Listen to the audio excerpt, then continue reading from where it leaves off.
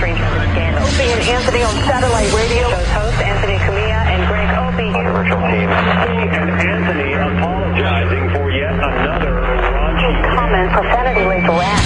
Is this the last straw for the raunchy radio duo? I have a raging heart on. Let me tell you something about this radio show you listen to. We are really good. Yeah, man, we hang out, we're going to be all wet. Yeah, man. We know when we suck. We know when we're great. But we do like when you say how great we are. Holy shit! Oh, my good golly! Hey, look, we're broadcasting again. But enough of this palaver. Let's get the show on the road.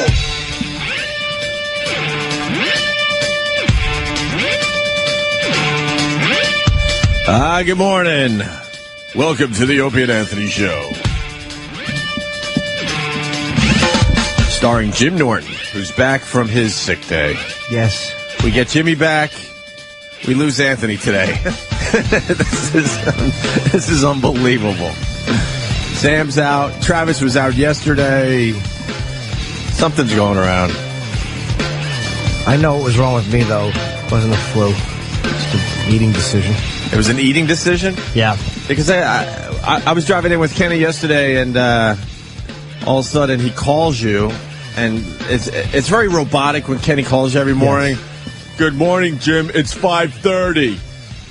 Okay. That's what I hear every morning. That's it. So obviously on the other end of the phone you're saying, all right, thanks for the call or whatever. But yesterday morning there's a little more chit-chat going on. So as soon as he hung up, I'm like, what's that about, Kenny?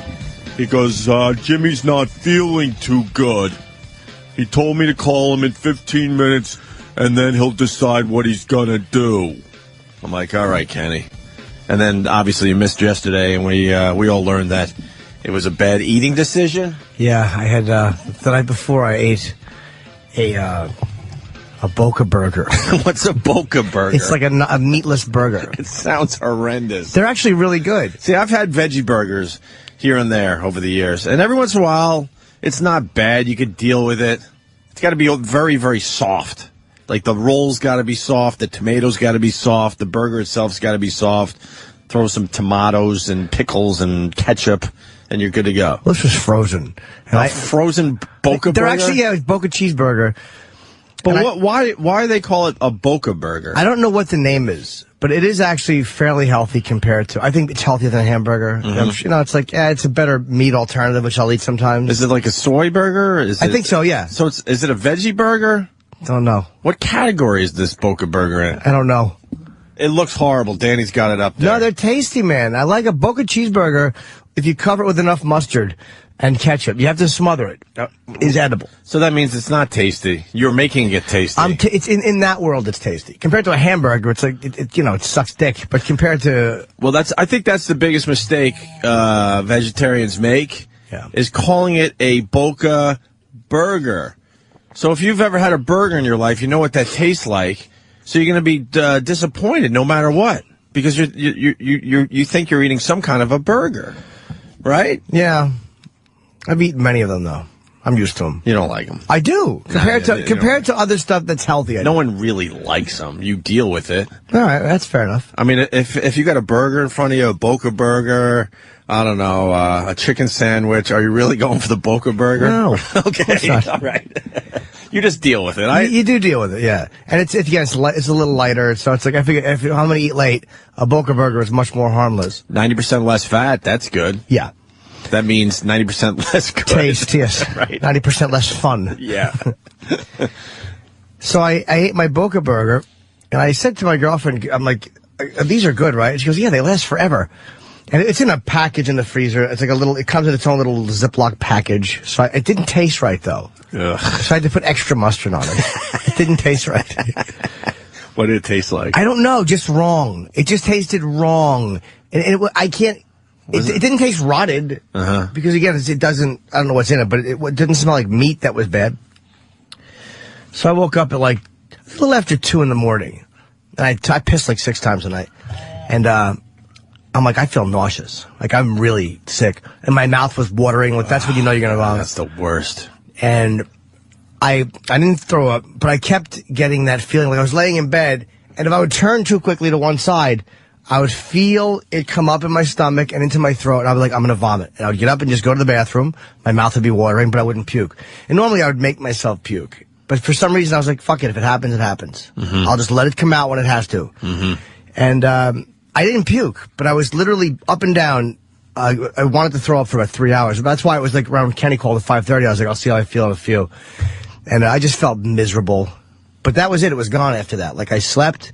And I woke up and I took a regular dump. Not that anybody cares. Oh, you never threw up? I did not throw up, no. Oh, Kenny was like, he's been throwing up all night. No, I said I felt like I was going to throw up. I was actually, I probably would have felt better if I did. But my whole life I've made myself puke. And it's just, I couldn't do it. Like, I'm like, when it comes up, I'm totally fine with it. I'll just throw up. Isn't that the worst feeling when you make yourself puke? Horrible, dude. Because then you get rid of shit that probably would have stayed. Right. It's like, I was like, let your body do what it's got to do. You kind of feel cleansed, though. Yeah. You get all that out, then you got the liquid shits, and you just feel all cleansed. Your abs feel great. Everything feels good. You look a little thinner. You look like you've been on a diet for a couple of weeks. So anyway, yesterday morning, my girlfriend says to me, she looked at the package I threw out, and she goes, those burgers expired in 2008. Really? So I had a mild case of food poisoning, but it was nothing like it could have been. Like, that could have been a horrible... Oh, of course. You know, when you think food poisoning, you think, you know, fucking a day and a half of vomiting and shitting blood, and just, I got off lucky. They probably had freezer burn and all that. Will that make you sick? I don't know. That's a really good question, because a lot of my stuff gets freezer burned, and I get scared and I throw it out most of the time. Well, you know how your freezer will be, like, thaw out? There's times when my freezer has had a few problems where the temperature went up, and maintenance had to come and fix it. So I'm sure that these went through a few of those cycles. Oh, that's good. If they're 2 years old. So it's probably beginning to rot. You're lucky, man. I am lucky because that was a very mild food poisoning. Food poisoning is the worst when you get it. I didn't even puke. Well, didn't even puke. I would have just shoved my fingers down my throat. I couldn't. And get it over with. I just couldn't because I know how that works and I'll be there for a while. And I had eaten like that and I ate some carrots before bed. And I don't mind throwing up, but like after you've eaten a lot of food to vomit where it's going to be all chunky food coming up, like I would like let your body do it, but I'm not going to make it happen. Yeah, I just can't deal with that nausea or whatever. Yeah, it was terrible. My mouth kept, like, I was like the mouth watering. I think it's going to happen. Right. So I'll just stand there and it would go away. Well, we have you back today. Yes, you do. And I'm completely healthy. Speaking of healthy, healthcare. Healthcare. What happened? Did it pass? Healthcare. I was so completely unprepared on Red Eye last night. I have no idea. Oh, really? I know it passed, but I don't know much about it. I felt like I was unprepared yesterday because Anthony did his thing. You know, he's well informed whether you agree or disagree with Anthony. He does a lot of research and reading on this stuff. And he stayed up late for the vote and watched Obama's speech and all that. And then we had Pete Dominic in yesterday, and he did a great job just going at it with Anthony. Sure. That was a lot of fun to watch. So yesterday I had a lot to do around the house. I was on CNN, MSNBC, and Fox News all day long. And I don't know. Yeah. I don't know what to think. I don't know what to say about it. I don't think the American people know what to say or think about it. It seems like they don't, the American people don't want it. Or the majority anyway. And states are going to sue. Now the states are going to sue. What's that about? Is that a real thing? Does it matter at all at this point? If it's signed, is that it? Didn't they get no Republican votes? None. Yeah, I know that much. Zero. And that's the thing that bothers me the most is that we just can't work together in this country anymore. Yeah. I mean, I know there's always been kind of,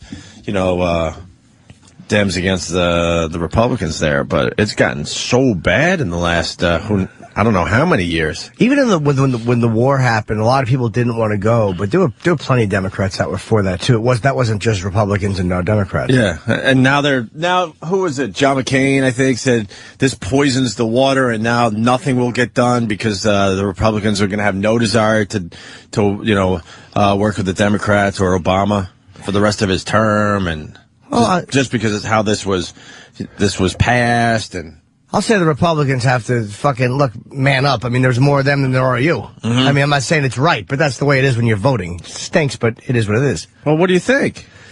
I honestly, I'm not informed enough to say I'm happy or not happy about it. I want to see people covered. I don't like the fact that people aren't covered. There's something about that inherently that bothers me. Yeah, I agree with you there. Because I think that we waste so much money. But this seems to me like it's probably going to cost people a lot more money than it's worth. That's what it seems like. And that's what kind of bothers me about it. There's other ways to do it. Like, how about you just don't forgive one? I know it's very ignorant and naive of me to say that, but you just don't forgive one foreign debt.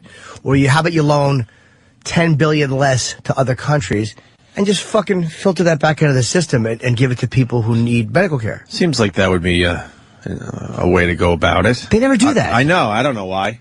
I just don't. I just don't know politics enough to understand all that. Because if you do that, whoever you're supposed to loan it to, they have lobbyists and they complain and they have other and they're tied in with this one. It really is a whole big fucking clusterfuck. Mm-hmm. You know, it's not people just doing what they think is right. So Pelosi, I hate. I think she's like an 11% approval rating. She really is. Bin Laden is actually more popular than she is.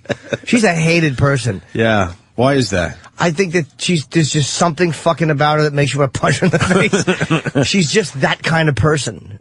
I don't know. I don't know. I can't put my finger on it. Is it because she's a woman in that position? Maybe. I don't know. I don't know why I don't like her. Mm-hmm. There's just something about her I hate. Yeah. And if you told me tell me what it is, I couldn't tell you. Right. So, I don't know. I don't know what to do with this one. I don't know.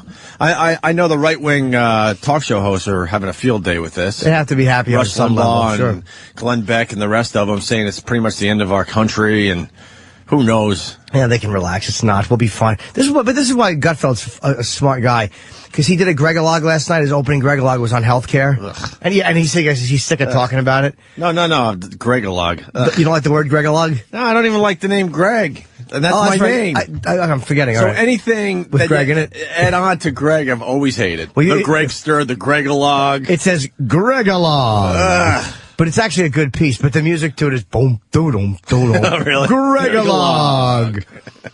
I wish we had that sound because you would hear it in your sleep. Oh, no. All right. But he really does. He does like a 1.5 minute, 2 minute, just a spoken word. You know, it's comedy and it's serious. It's really a fucking good segment that he does. But he did on healthcare, and the point he made was that it's like the Democrats thought we have three major things: Social Security, Medicare, and Medicaid, and weighing the country down. So what they do is they needed a fourth, and this is, I guess, what they picked. So I don't know what's going to happen with it. So I just said basically nothing. I just said I like Gutfeld. That was all I just said. At least we're being honest. I don't know. I'm not going to spew what I think about this because I really don't know. Yeah, this is one. I don't know. I like where it's coming from. Like, I like the idea of people being covered. Mm-hmm. I don't know why we haven't been able to get that done beforehand. I don't know what the problem was with all the money we have in this country, why we couldn't get people covered. Right. I don't buy that people just shouldn't have it. It's like, that's shitty. I didn't have it for 10 years and it sucked. I had no insurance for the idea that I was lucky. I didn't know any better. I just made it work. Yeah, but you're probably lucky you didn't have any major problems. Oh, good point. I mean, you roll the dice. It's a gamble. And a lot of us took that gamble and got through it. You know, when I did get hurt, I'll be honest, I came up with an alias and I went to the fucking emergency room. That's smart. And said, I don't have any of my health insurance things. They took care of me, and they said I gave them an address to send bills to, and that person got my bills. That's great. You do what you have to. Yeah. You know, because it was just dumb sports injuries. Like I forgot what it was. I cut myself really bad or something. I think. Oh no, you know what? It wasn't a sports injury. You ever do fluffs? No. It was a Danny. You know what a fluff was? It was hot in the bartending circuit for about maybe 2 years. A fluff in the porn industry? I know what that is. I think it was called a fluff. Yeah, that's the only fluff I know. No, maybe there's another name. One for Jimmy's it. talking about. Was it called a fluff? I don't know. You took a shot of vodka, a shot of like Sprite, some kind of clear soda, in a double shot glass, and you held the shot glass. You put your hand over the top and slammed it on. What was it called? Fizzies? What the fuck was it called? Somebody will get it. And you slam it on the table really hard. The whole thing is bubbles, and you throw it down. I've seen things like that drunk, like different concoctions, but yeah. So my dumb little story, how I had a sports injury. Actually, I hit the shot glass so hard that the shot glass went through my hand. Yeah, I still got the scar. Oh, you broke the glass, all right. Huh? I still got a horrendous scar over here. Broke the glass. It almost fucking cut my hand in half. So I was in a fraternity, so we went to the emergency room, and I don't know why I didn't have health insurance, because I was in college. I should have been covered under my parents, right? I don't know. I don't know what the loophole was. Oh, I know what the loophole was there. My dad didn't have a real job. He was an entrepreneur, so I think none of us had health insurance growing up. one of 7 kids. And I used an alias, and they were asking all sorts of questions as they're stitching me up. It was about 20 stitches. Look at it. Yeah, the scar is pretty bad still to this day. And then, and I just gave a fake address, and I bailed. No, I do that now. No, I couldn't afford to, take care of that. But before you go, this is what bothers me about healthcare. It's like you can't even pin out whose fault it is. It's because it's so expensive. Mm-hmm. But then again, if the doctors don't charge you a lot, their malpractice insurance is through the roof because people fucking sue them all the time. They always get sued, right. So they have to charge you a lot because they have extremely high insurance premium. It's like, and people are the ones who are suing. But then again, people are getting shitty. It's like whose fucking fault is it? Yeah, it's like a big ugly circle. Well, you know what? Someone else will figure all this out for us. Hope so. I'm not going to worry about it. I just want to be a good boy. Yeah, there. Let's go to Jimmy James in New Hampshire. Jimmy James. Morning, boys. Hello. What's up, Jimmy James? Not too much. I just wanted to clear up the whole states suing thing. What'll happen is if a state sues over the bill, they can tie it up in litigation for, an undisclosed number of years until a more favorable group of Senate, Congress get in there and can repeal and get it back, get rid of the process. So basically, it's not even close to over. Once the state sues, it just becomes a dead animal that you got to just sit there and wait for somebody to fix it. So, I mean, it's not over. It's just going to get messier from here. Well, then why are the Democrats celebrating? They really are celebrating like they pulled off. Because they're douchebags. We all know that. I think it's over. I think all the suing and stuff, I don't know. I think it's over. I mean, they had Ted Kennedy's widow on last night. It's over. And she went to the grave to give him the good news. As soon as the bill was signed, she went to Arlington Cemetery to tell old Teddy about it. Sure, Ted knew. You think Teddy knew? Probably. You think? Yeah. I'm not a fan of going to the grave to tell a dead loved one some big news. No. Because if you believe in the afterlife, aren't they around, hopefully? It's all about the live person. Yeah. It's wanting to say, I went to the grave and did this, so people have an effect for other people. The dead person's nothing to do with it. I went to my dad's grave a couple times. I'm like, what am I doing here? What am I doing here? What am I supposed to do? Yeah, it's awkward. And then, what am I supposed to clean up his gravesite? What does that do? What are you supposed to do? Lay down? I never go to Take a nap in front of him? What are you supposed to do? I don't know. And I got this from my dad, because I asked him once. I'm like, you ever see your dad's grave? And he said no. And I should be the same guy. He didn't believe in that shit, so why am I going there? Yeah, it's a weird ritual. And he's buried in a military area, so all the graves are the same. So you got to figure out, you got to line up trees and stuff to find his marker. Yeah. Just morbid and creepy. Is it morbid and creepy, or is it real life? It's more about people making it about themselves, just like everything in today's society. It's about me and how I feel, and that's why I want to get torched and just spread somewhere so people can remember me with their memories. Take me someplace where it was important to us, and that way you'll remember it. Other than that, just dump me out somewhere. See, I know my family, and they're very irresponsible. And if I decide to be cremated or something, and then I have to depend on somebody having my urn. And when they move, my family likes to move a lot within an area. One of these moves, they're just going to forget the urn knowing them. That's too much pressure. I want to be in one place. No, I've already told my wife to just split me up between, my wife, my kids, and a close group of friends. Yeah. Give each a little bit and have them spread it somewhere that we did something cool. Jimmy, would you like to be in an urn where someone has the responsibility of carrying you from place to place, wherever they are? Part of me would, just to annoy someone, what a burden I would still be. Just a pile of shitty ashes that they have to lug. If you knew you were going to die, if you knew you were going to die, just go on a feeding frenzy, get as fat as possible so there's more ashes. Yeah, plenty of ashes, big heavy urn. Just a big, huge pain in the ass, heavy urn that they got to haul around. Yeah, I'd be very specific in my final wishes as to how the urn was to be handled. Right. Only on cloudless days is it to be moved. All right, boys, punch it out. All right, man. But maybe we can find the clip. I don't know. What's her name there? Ted Kennedy's widow. It was very dramatic when they interviewed her last night on her thoughts on the health care and what she did. And she went to the gravesite. Was she very shaky voice, too? I think Aunt actually sent out an email. Was that last night or 2 nights ago? She read an email from Anthony. It might have been 2 nights ago. Oh, no, that's Patrick Kennedy. Oh. Yeah, Anthony's sick today, but Anthony told the boys to get this clip of Patrick Kennedy, Ted's son. And he has a very shaky voice. Well, he's the allergic dude, right?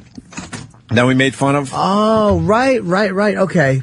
Where he made it about himself, went at his dad's wake or whatever. Oh, did he? I didn't remember that. Oh, my God, yeah. Let me see what this is. Does he have a condition or something? There's something wrong with him? Yeah, he has asthma. He was talking about his asthma and his fucking rashes and his allergies and this and that, blah, blah, blah, blah, blah.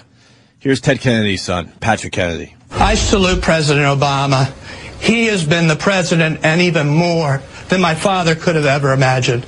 And this speaker... The guy's just gasping for air every time he talks. Yeah, he really is unpleasant to listen to. He is, right? He's unpleasant on the ear. I don't know. He's not a politician anymore. I think he stepped aside, didn't he? I don't know. I believe he did. But, man, one thing, if you're a politician, you got to have a good speaking voice. Yeah, you got to be able to communicate to the people. Plus, he's a Kennedy.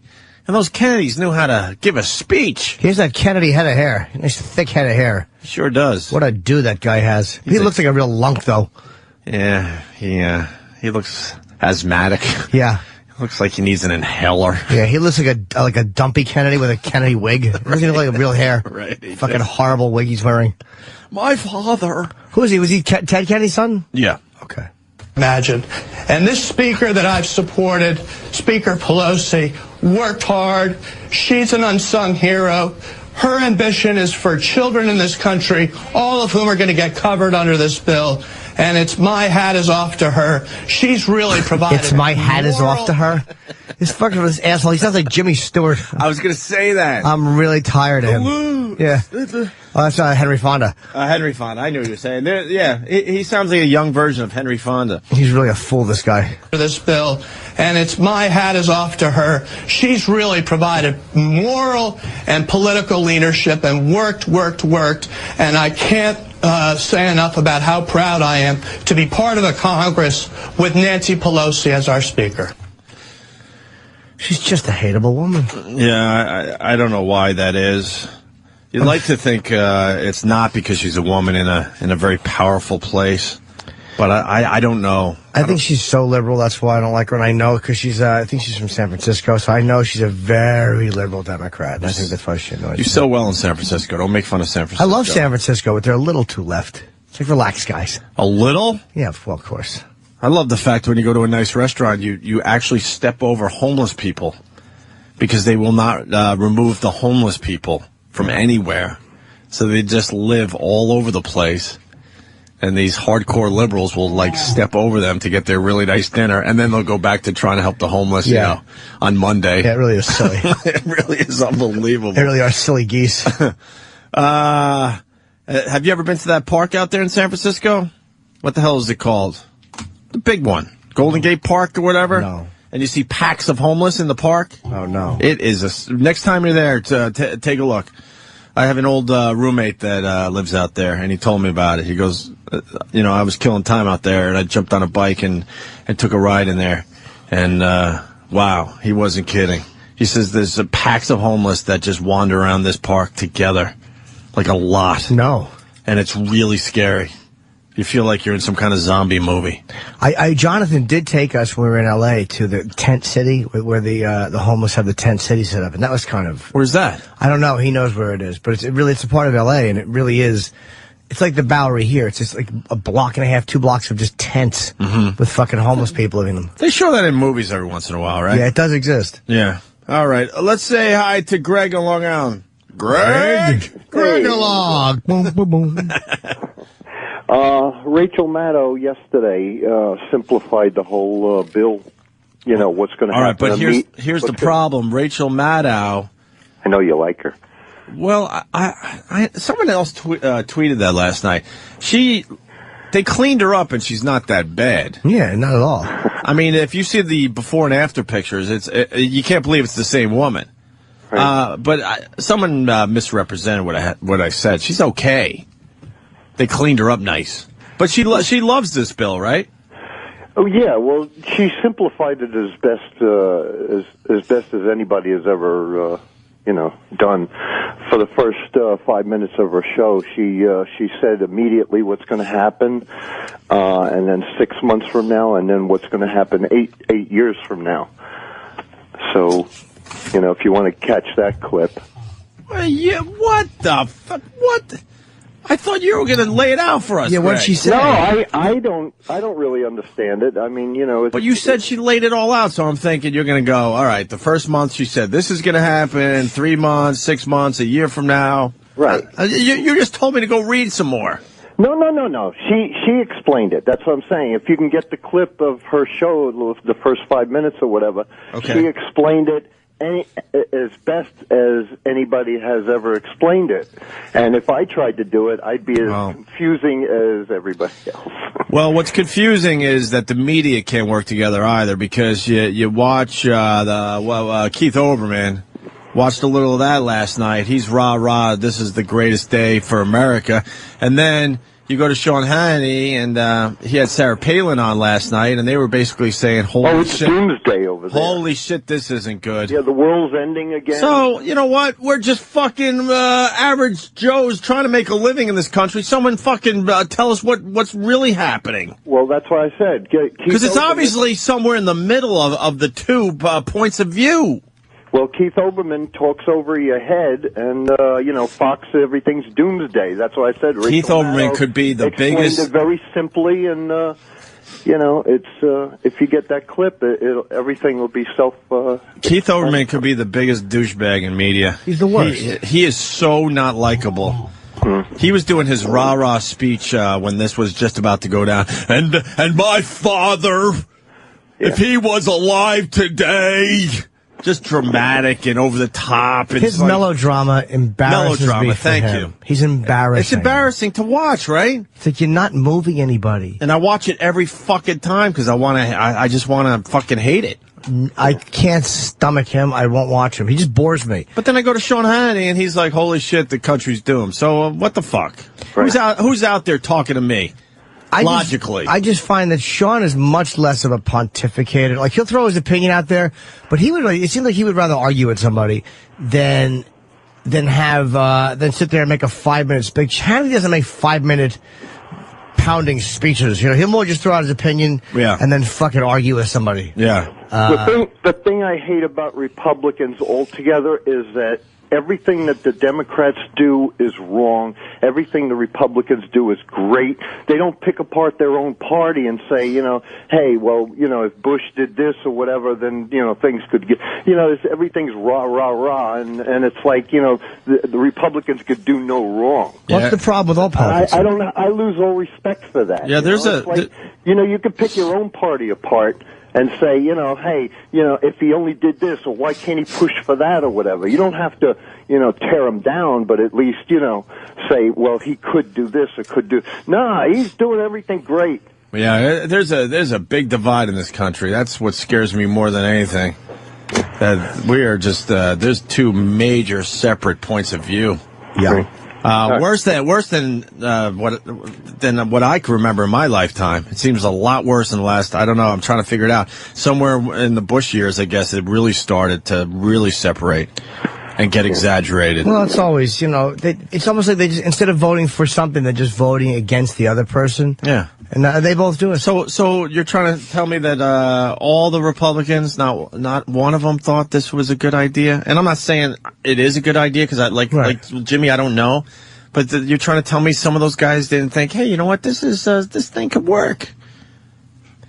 So they're not voting with their heart. We need a third party. I think we're heading closer to that. I really do. It's I really do. It's like you have two choices and that's it. And like if you don't like either one, too fucking bad. Third choice will throw off the balance, right? Throw it off a little bit. No? Yeah, it'll bleed more from one than the other. Like Perot hurt the Republicans. Yeah, That's no why kidding. Clinton got elected. It was Perot. Yeah, no kidding. Like 17% of the vote, and most of them are Republicans. Let's go to Kevin in Buffalo. Kevin. Hey, correct me if I'm wrong, Hope, but doesn't this Kennedy dude sound like comedian Emo Phillips? I like that, yeah.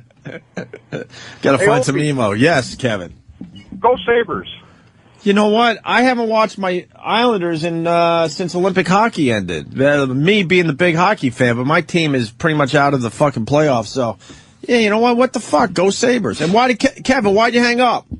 I watched some dumb food show, and I want to ask you why Duff's beat out Anchor Bar for best wings in Buffalo. That's crazy, my friend. Crazy. Have you ever been to the Anchor Bar? I have not. No. Or Duff's in Buffalo? No. That's where you get your chicken wings. Oh, no. Well, next time you're in Buffalo, you got to do some Anchor Bar wings. Are they big hockey places? No, I mean, they're like sports bars, I guess, and, well, restaurants, whatever. But the chicken wing, the buffalo wings start at the Anchor Bar. Oh. Are they good there? Oh, yeah. They can't be better. They're good there.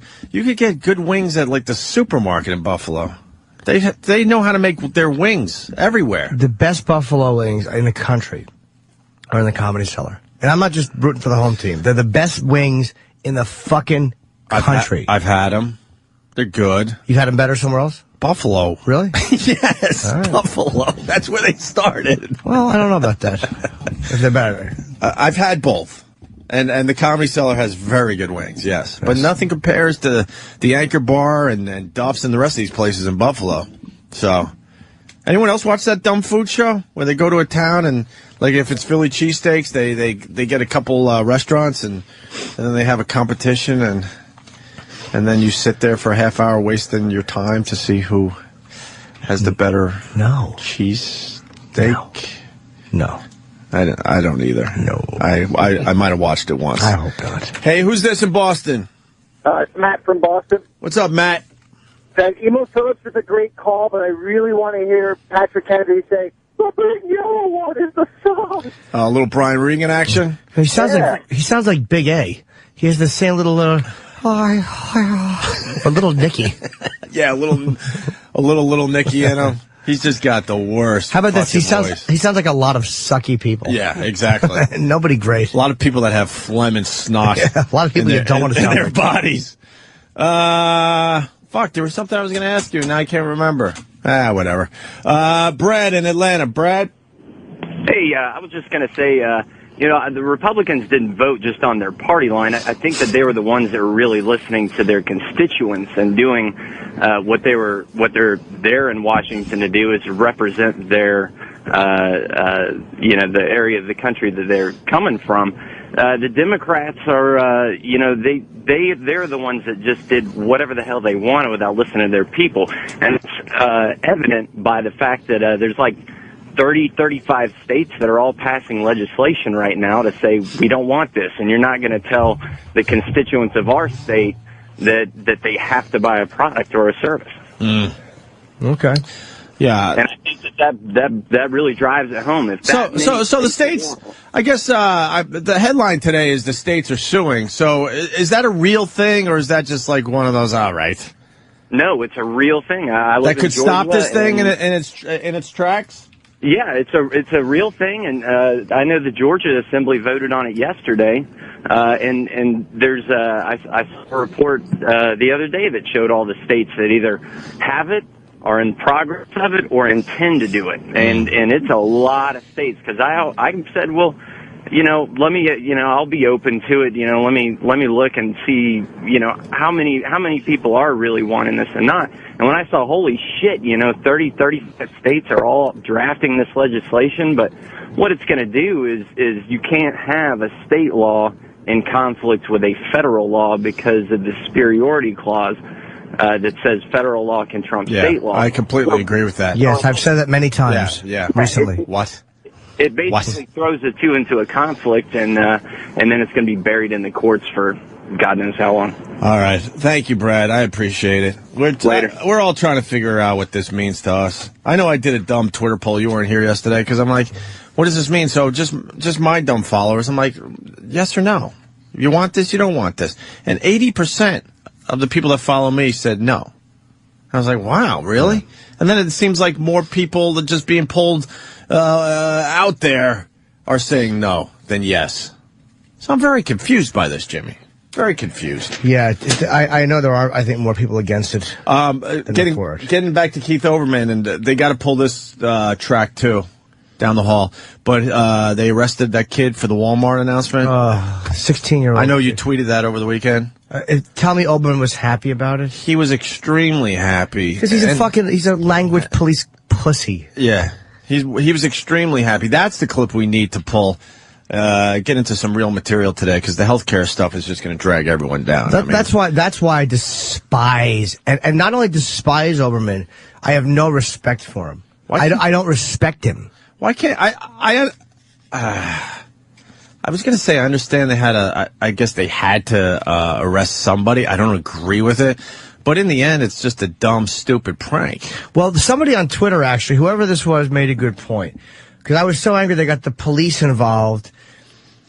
And the Twitter response was a good point. He goes, Walmart would probably want the police involved in case some black family sues and said, Walmart, one of their employees told us to get out of the store because we're black. So Walmart had a very an interest in people knowing, look, this is not us. This is not an employee.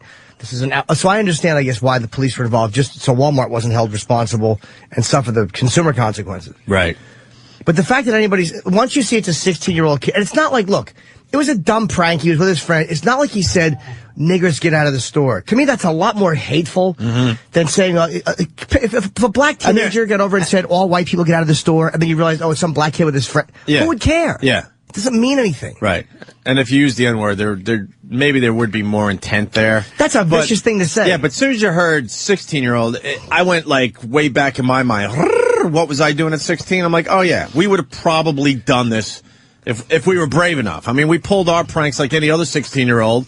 You know, you're just fucking trying to make your friends laugh and shit. This is why we're a dumb country, is because we can't differentiate between hate speech and just a tasteless joke. Like, that's a joke that, all right, you probably shouldn't have done it.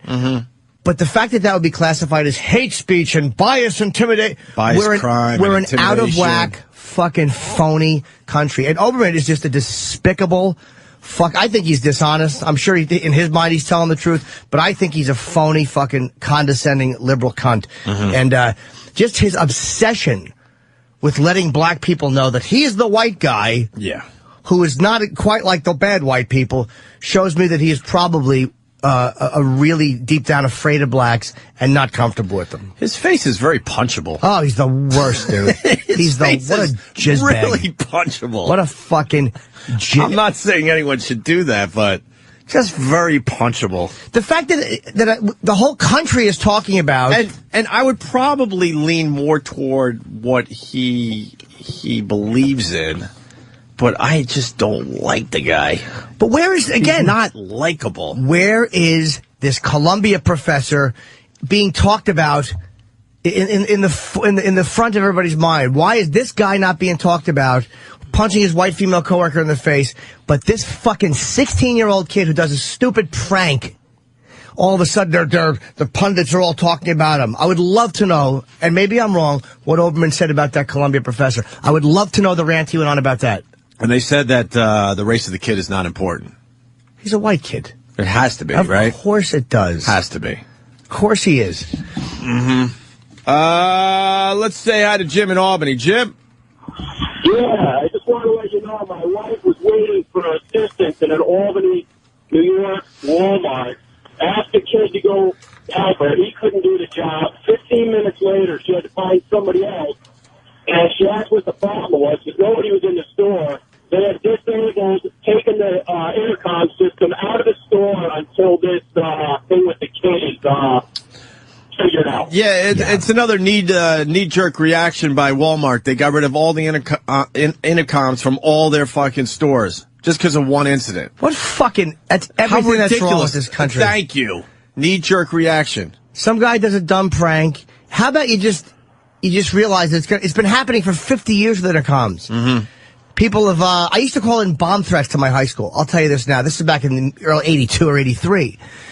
So what are you supposed to do now? How about you disable all phone systems in high schools so nobody can call in a bomb threat? So nobody, you can't allow some teenage prank to dictate the way you do business. What the hell's wrong with you? I was a fucking drunk. What? Why bomb threats to the school? I don't know. I was a fucking sociopath. I would call back and go, if you think I'm joking, then start laughing. Click. I was just drunk. I was half in a blackout. I was 1982. What do I remember? Fucking drunk with my friends. We used to call up like the homes for runaways. Yeah. And I would just pretend I was crying that I had been raped and abused, and we would make the nuns feel bad. I was a piece of shit. I did a tremendous amount of pranks like that weren't even funny. They were just obnoxious and mean-spirited. You were like the Jerky Boys, man. But there was no laughs to be had. But a true jerk. Just a true jerk. Just a true jerky boy. I was a jerk and a boy. Right. But the fact. What was your line to the high school? There's a bomb. It's going to go off in a few minutes. And then, if you think I'm joking, then start laughing.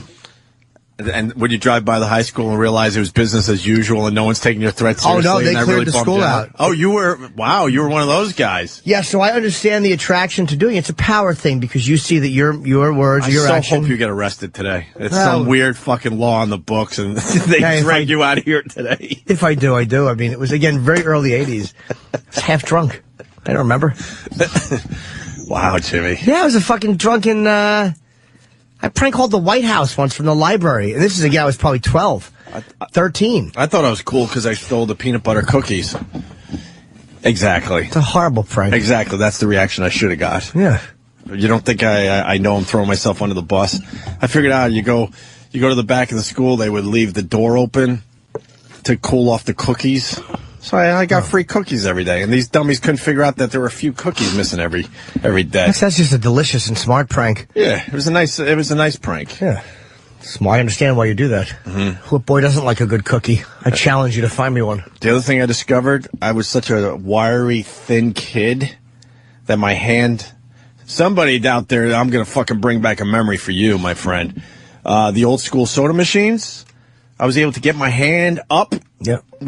Did you used to do this? No, but I know I've seen it done where you can get your hand up and grab a soda. I don't think. Not only could you, you don't grab a soda, and you would fuck up your arm because you would really have to like get around a corner. If you could get around that corner, you're right up in this damn thing, and now you could choose what soda you want. The buttons were right there, and you could push. And after a while, you figured out which button was what. And people would line up, and I would go, all right, what do you want? And they would go, orange. I'm like, all right, 1, 2. And they would pay me like, nothing. They were saving money, and I was making money. And making friends. And I was making friends. Yeah. You were the soda boy. I was the soda boy. If you need soda or peanut butter cookies. For all the wrong reasons, they were my friend. We played remarkably different pranks in high school. Oh, I know, dude. You had fun ones. Have a little soda and some peanut butter cookies. You know why? Because my mom scared the shit out of me growing up that I was scared to ever get in real trouble. So I was too scared to do any real pranks. I threw rocks at an old lady once because that was fun. Sure, she deserved it. And then it turns out like I become friends with her son, and she wasn't old at all. And it was awkward when I went over there, knowing I used to throw rocks at her while she was raking leaves. Well, progeria lady. Yeah, I don't want to say the kid's name because I guarantee he's in jail. This kid was not right. He was one of those really badasses of the neighborhood that I hung out with for a little while. Until we were getting into some serious shit. I'm like, I can't do this. When you said, I want to do, you want a great prank, and you showed him the peanut butter cookies, and said he cracked the lunch lady's head up with a fucking rock. Right. Yeah, it's time to go our own way. Exactly. We would go into the new developments and let's just say, raise a bit of a stink, raise some havoc. But don't you, like, when you do that stuff when you're younger, like they had the track housing going in when I was growing up, and we just fucking had the run of the place. Holy shit. Stealing stuff, breaking stuff, fucking drinking. Fucking. Socking. I was going to say fucking, but I'm like, no, not really. Nothing was going on there until I got older. No. I'm just it's like when you know that it's a teenage prank. And all right, he was stupid. Do you need to fucking make it, like, can't we just go, stupid teenage prank? There's no more of that. We love just getting the person. Just a country of fucking, we just love to snitch. And that to me is everything Oberman is. He's a pussy boy snitch who loves to see people getting in trouble. You know what? And I didn't even mind Well, two things. I stopped running with this kid when he did throw the rocks at the old lady. Now that I remember, because I'm like, dude, this is just not right. You're gonna you could kill her. I mean, it wasn't little pebbles or acorns. Right. This guy was a lunatic, trying for headshots. I'm like, all right, dude, this is what are you doing? I'm going home. I didn't mind Oberman until the whole Imus thing. Yeah, exactly. I didn't mind him. I didn't like him, but he came across like you just. Explained perfectly as a little snitch. Yeah, he said, and I was done with him at that point. It's like he sits there with Jesse Jackson, and he refuses to call out a guy like Jesse Jackson, who's a guy that has real influence in policy, and who's a guy who is almost a presidential candidate. Mm-hmm. Like Jesse Jackson is a guy he's not some dumb radio dude. Mm-hmm. You know, he's on a different level of influence. But you know, that fucking snitch, that fucking tattletale, cocksucker Oberman. I have no respect for that. He thinks he's this big barking pit bull. It's like, fuck you, fatso. No, to simplify it, too, when the Imus thing went down, whether you agree or disagree, I don't even care about that. There is a snitch thing that most guys and hopefully most women think is just uncalled for and despicable.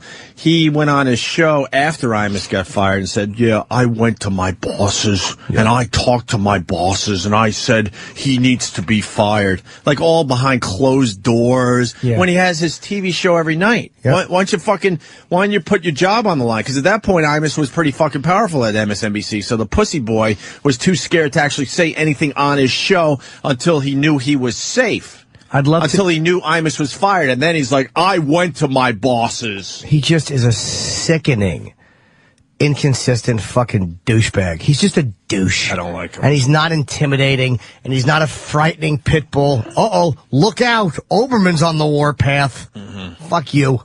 Till he grabs his chest, falls face first on his desk. Yeah. And they don't turn the cameras off because I think it's part of his rant. You described it perfect, too, with the melodrama that he has. Stop trying to have the moment, jizzbag. What did he say about when David Schuster said that they would Hillary Hillary Clinton pimping out Chelsea? Right. He goes, we are something and dreadfully sorry. Really? Are you dreadfully sorry? Everyone at NBC was really was shocked and outraged. Really? Over one guy using something in the language and you know how it was meant? Shut up. When someone thinks drastically different than myself, I sometimes I sit there and go, am I wrong? Why would this guy who's in front of an audience every day, I guess he's a smart guy, I don't know. How does he get it so wrong that he really thought the guy meant that Hillary was actually pimping her? He didn't get it wrong. Her daughter. That's the thing. He didn't get it wrong. You could say pimping in many different ways. And he had about General Petraeus saying was Bush pimping out Petraeus. Right. So for him it was okay to use in the language, but not in Hillary and her daughter. But meanwhile, it's okay for Hillary to use her daughter to help her campaign, but don't say anything that could be misconstrued as bad. That whole pimping thing still bothers me. Wait, so Keith, so you thought that what? Right. Hillary had Chelsea on a corner somewhere? Really? Trying to get Johns for her daughter? Is that what was going on for real, Keith? Instead of sticking up. Or was he using the word differently? He knew exactly what the guy was doing. Yeah. And instead of using his fucking platform to stick up for a fellow pundit who he knew had just gotten caught up in a little language gaffe, you know, once again, fucking pussy boy, company man, sides with the guy getting in trouble. It's real freedom of speech guy, Oberman. And I don't think, thank you, Illegal from Jersey. First of all, he just writes assiduous. I attacked him in my book for saying assiduously. Yeah, assiduously. You're right. It's a good word. Yeah, you know what? Illegal writes, Oberman never debates anyone. Does he ever have anyone on his show?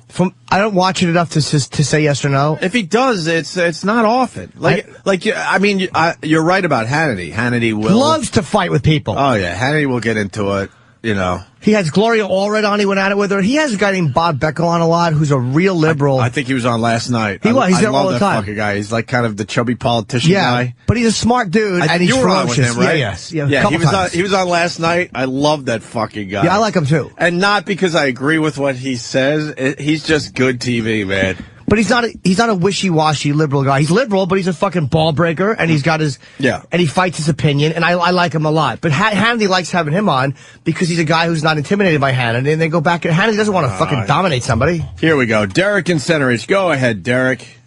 Yeah, you know what? I agree with everything you guys usually say, but I think you're completely wrong about both Olbermann and Hannity because, look, Olbermann loves to me, he's a funny guy. He throws in a lot of Python references, and he seems more likable. Hannity, to me, just looks like you're fucking stick-up-your-ass douchebag fucking Republican dickhead. Well, hold on, I can't stand Hannity. I understand. Wait. You think Olbermann's funny?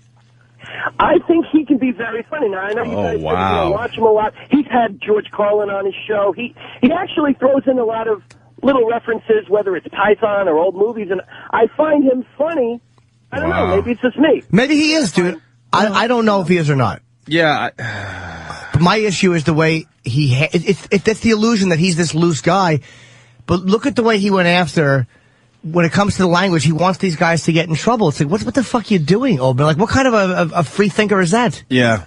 All right, I do agree with you on that point, but, maybe it's just me, but it just seems like if you're talking about Republicans and Democrats, it just seems to me that the majority of Republican people are more douchey than the majority of the Democratic people, so I just kind of side with the Democrats. I mean, whether it's right or wrong, I don't agree with them on things like immigration, but it just seems like Republicans just seem like such dicks more often than not. I would rather hang out with, I mean, I don't know where I'm at with fucking politics. I'll be honest. I think I'm officially right in the middle because I would say I like to hang out with like Democrats more than Republicans, so I agree with you on that point. I don't know. But Olbermann's such a douchebag to me. That confuses me. I don't know. But dude, like Bill O'Reilly's a fucking cocksucker. He's a douchebag. He fucking set us up years ago. I never forgot it. We weren't really, we weren't media savvy when we sat in front of Bill O'Reilly, and man, did he take us to the cleaners. And I know we gave him some really good, intelligent stuff, but he fucking edited us to sound like just sex-craved lunatics. Again, watch the Jon Stewart and Bill O'Reilly interview, and you get exactly what kind of dick that guy is. This is what bothers me about everything on Fox News. So I was doing the same thing you were doing last night, Opie. I watched a little Fox, I watched a little MSNBC, and I watched the beginning of Rachel Maddow, and like the other caller had said, she kind of laid out everything that the healthcare bill is going to be. And then I flipped over to Sean Hannity, and it was the same ridiculous talking points that he always does. The country's becoming socialist, and your taxes are going up. And I'm like, you've been saying this shit for years, and it hasn't happened. Get over it. But hold on, political ideology aside, that's fine. You're much more liberal. You don't like Hannity. That's cool.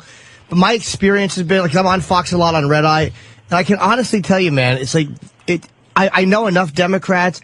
I find that when I'm sitting around like that, and I'm fucking around, ultra-liberals are much more likely to go, and tune you out because you disagree with their ideology. I've done Red Eye with S.E. Cupp, who's very conservative, fucking Ann Coulter, Congressman McCotter was on last night from Michigan. And it's like all these guys and these women have a sense of humor. And I know it's easy it's this myth that Democrats are these fun people and Republicans have sticks up their asses.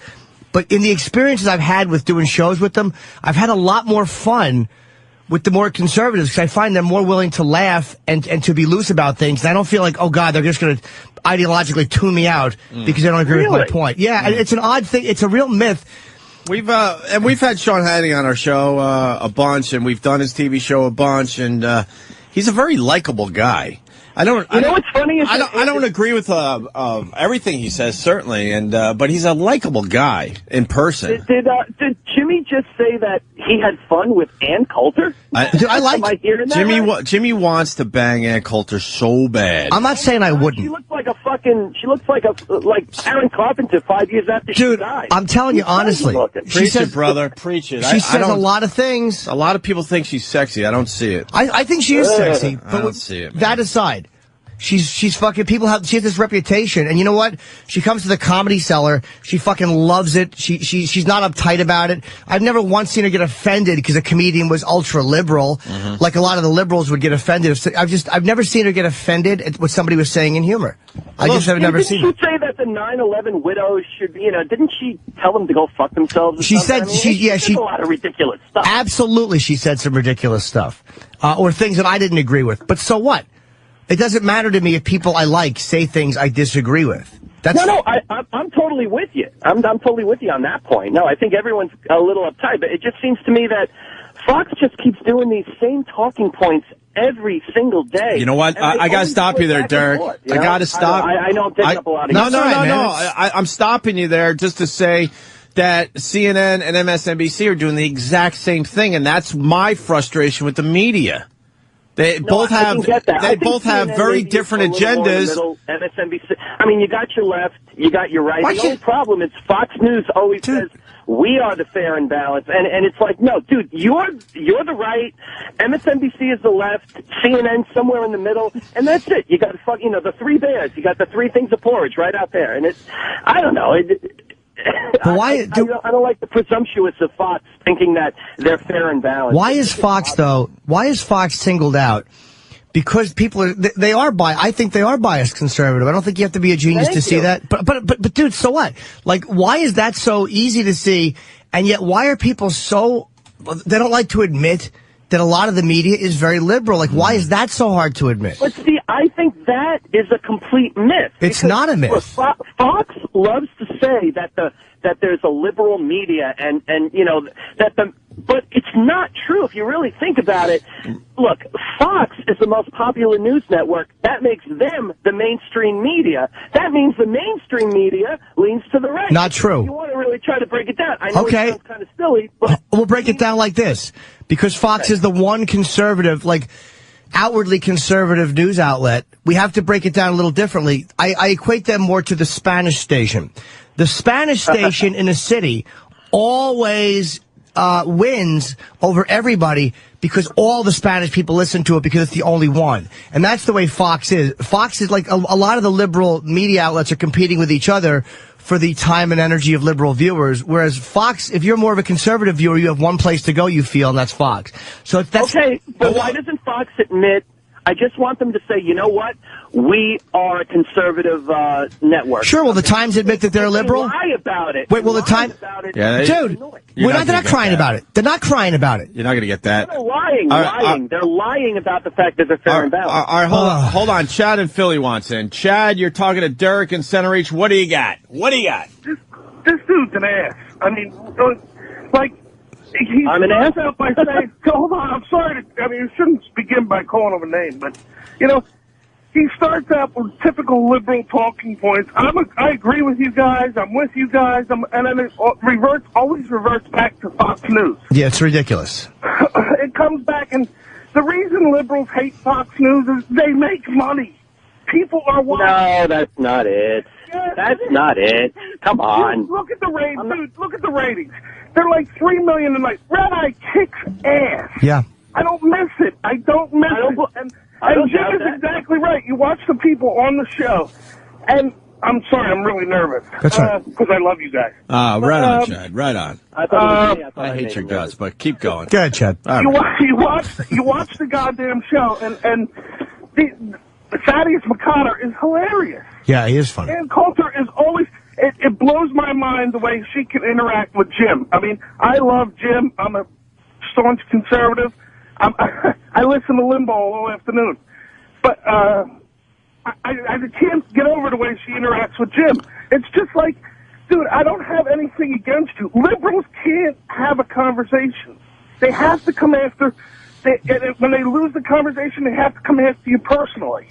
And, I don't know. Are you saying that I'm doing that? I don't put myself in that. No. But do you guys have the same points all the time? It's like Rachel Maddow's laying it out nice and neat, but Hannity... No, but conservatives do the exact same thing. Derek, I am not. Trust me, I am not a typical liberal. I think we should close the borders of America and not let immigrants in. I don't agree with a lot of stuff. I'm just going by who I think is more douchey and stuck up and who I don't. And I just seem to side with Democrats more often. I don't know. Dude, I just admitted that I listen to Rush Limbaugh. I'm a staunch conservative. I listen to O&A all morning long. I listen to Limbaugh all afternoon long. I have no problem stepping out and saying what I am. That's a strong combo right there. Us and Rush Limbaugh. My God. Every time you speak to a liberal, it's like, I'm not really a liberal. I have a problem with the Democrats on immigration. Dude, stand up and say what the hell you are. And hey, you know what I am? I'm a guy with strong opinions that... All right. You're going to tell me what I am, I guess. No, sorry. Didn't mean to step on you. Listen, we've taken over the show. Yeah. Well, hold on, Derek, one thing. Look, I don't, whatever you like. But my issue is when people always, it's like the same corny Hollywood rebellion. Fox. To me, if people don't like Fox, just don't watch Fox. Yeah. Watch CNN or watch something else that you feel represents you more. Like, as a guy who enjoys Fox, I have no issues. I don't like the way CNN does things, but I don't obsess about them. I don't obsess about MSNBC. It's like, why do people obsess over Fox? Because it has a viewpoint that's different than theirs, and it's successful. Like, why do you give a shit? Well, no, it's not that. Look, I will watch both Fox and MSNBC because I like to get both sides of the argument. I like to get a general consensus of how regular people feel. And, look, I don't believe everything that people tell me either. So I'm going to listen and take what I think is true from that, and then listen to MSNBC, take what I think is true of that. It's just, I don't know. But I don't consider myself a liberal by any stretch of the word. And the thing that bugs me about Fox is the presumptuousness of thinking that they're fair. That's all I'm saying. I don't hate Fox. I think they should be there. Glenn Beck makes me laugh, for different reasons than he thinks. But look, the best news network, hands down, Daily Show. They nail it every time. They're also Stewart is brilliant, man, but they're very, very biased in one direction. It is what it is. Yeah, Stewart's very likable. And he's smart, he's funny, he's great. I do like watching him. I can't, he used to do our show too before he got too big. Jon Stewart's massive, dude. He's I know, but Jesus Christ. How about you not forget some of the guys on the way up for once? He will pull out the ridiculousness of certain things that Fox says. All right. And he'll do it with all the networks, All right. So then I watch that going, well, then how can anyone take Fox seriously? I don't know. Maybe maybe I'm crazy. You made your point 10 different times. All right, I appreciate it. I'm sorry for taking up That's on all right. And you know what? I was a big fan. Bye, sweetie. I don't want to confuse people. This show we do, you don't have to agree with anything we're saying. Right. Which sounds very simple, but a lot of radio shows, they really want you to fucking believe what they're saying. Yes. I don't give a shit if you don't agree with any of this stuff. Just let's try to have a conversation and talk about this shit. It's like we frequently say, we don't even care if you're entertained, just pay us. That's right. Cash, you're absolutely right. Can we talk about the Octomom? She wants to Can we get into some other shit today or not, Jimmy? I'm happy doing other shit. All right. We got Otto from Otto and George coming in today, promoting the big show you guys are doing tomorrow night. Oh, that's right. Tomorrow night at the Stress Factory. 732-545-4242. It's me, Otto, Florentine, and I forget who else. It's my only Stress Factory appearance of the year, and I think Otto's as well. I don't blame you for blowing off Vinny. It's about fucking time, Jimmy. Well, Vinny is just making good everybody for you. sick. Good for you, man. One more show for Vinny, and then you make believe you never knew him. Leave him in the fucking dust. That's what I say. Him and his shitty fucking chicken wings. Gregolog? Ugh. You gotta play the music. Oh, my God. The actual Gregolog? I play the music. All right. Did you get the Oberman thing? No, that means you don't. No, that means you had no idea what Oh, my God. You had no idea. No. I really need help today. Gregolog. I don't even have to fucking be here. So how about we help out the Opster? We want the Oberman clip where he went after the kid for the fucking Walmart prank. It was unbelievable how ridiculous he got with that thing. No, he's an asshole. Are they listening to us down the hall? No. I just stalled for 20 minutes thinking we were going to get the clip to wrap this up nice. No, what? Holy Hold on, shit. The look that E-Rock gave me is like... Let's get one of them in here real quick before we go to His break. acting is horrendous. He had no idea that we asked for the clip. He might have been busy with something else. But where's Steve? Why didn't Steve who? Come on, man. We asked for something. We should have it. It's not a hard thing to get.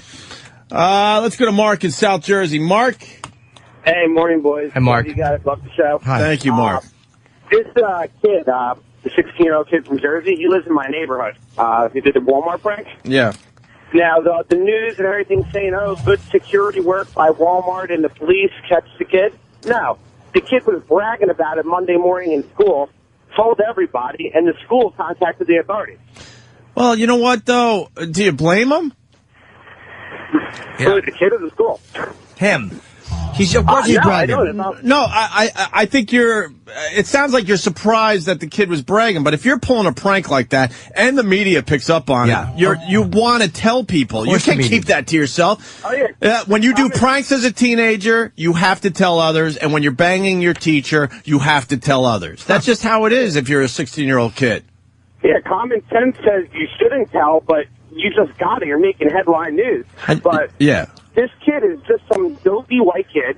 You know, he's a big class clown. I had a party for my 17-year-old this weekend. I had a bunch of kids over from the neighborhood, and they were all telling me, they're like, yeah, he's just a class clown. He's a big prankster. Okay. He's a nice kid. All right, I want to slow you down a little bit because very interesting what you just said. See, Keith Olbermann just assumes the worst and that it's a hate crime and it's bias this, bias that, blah, blah, blah.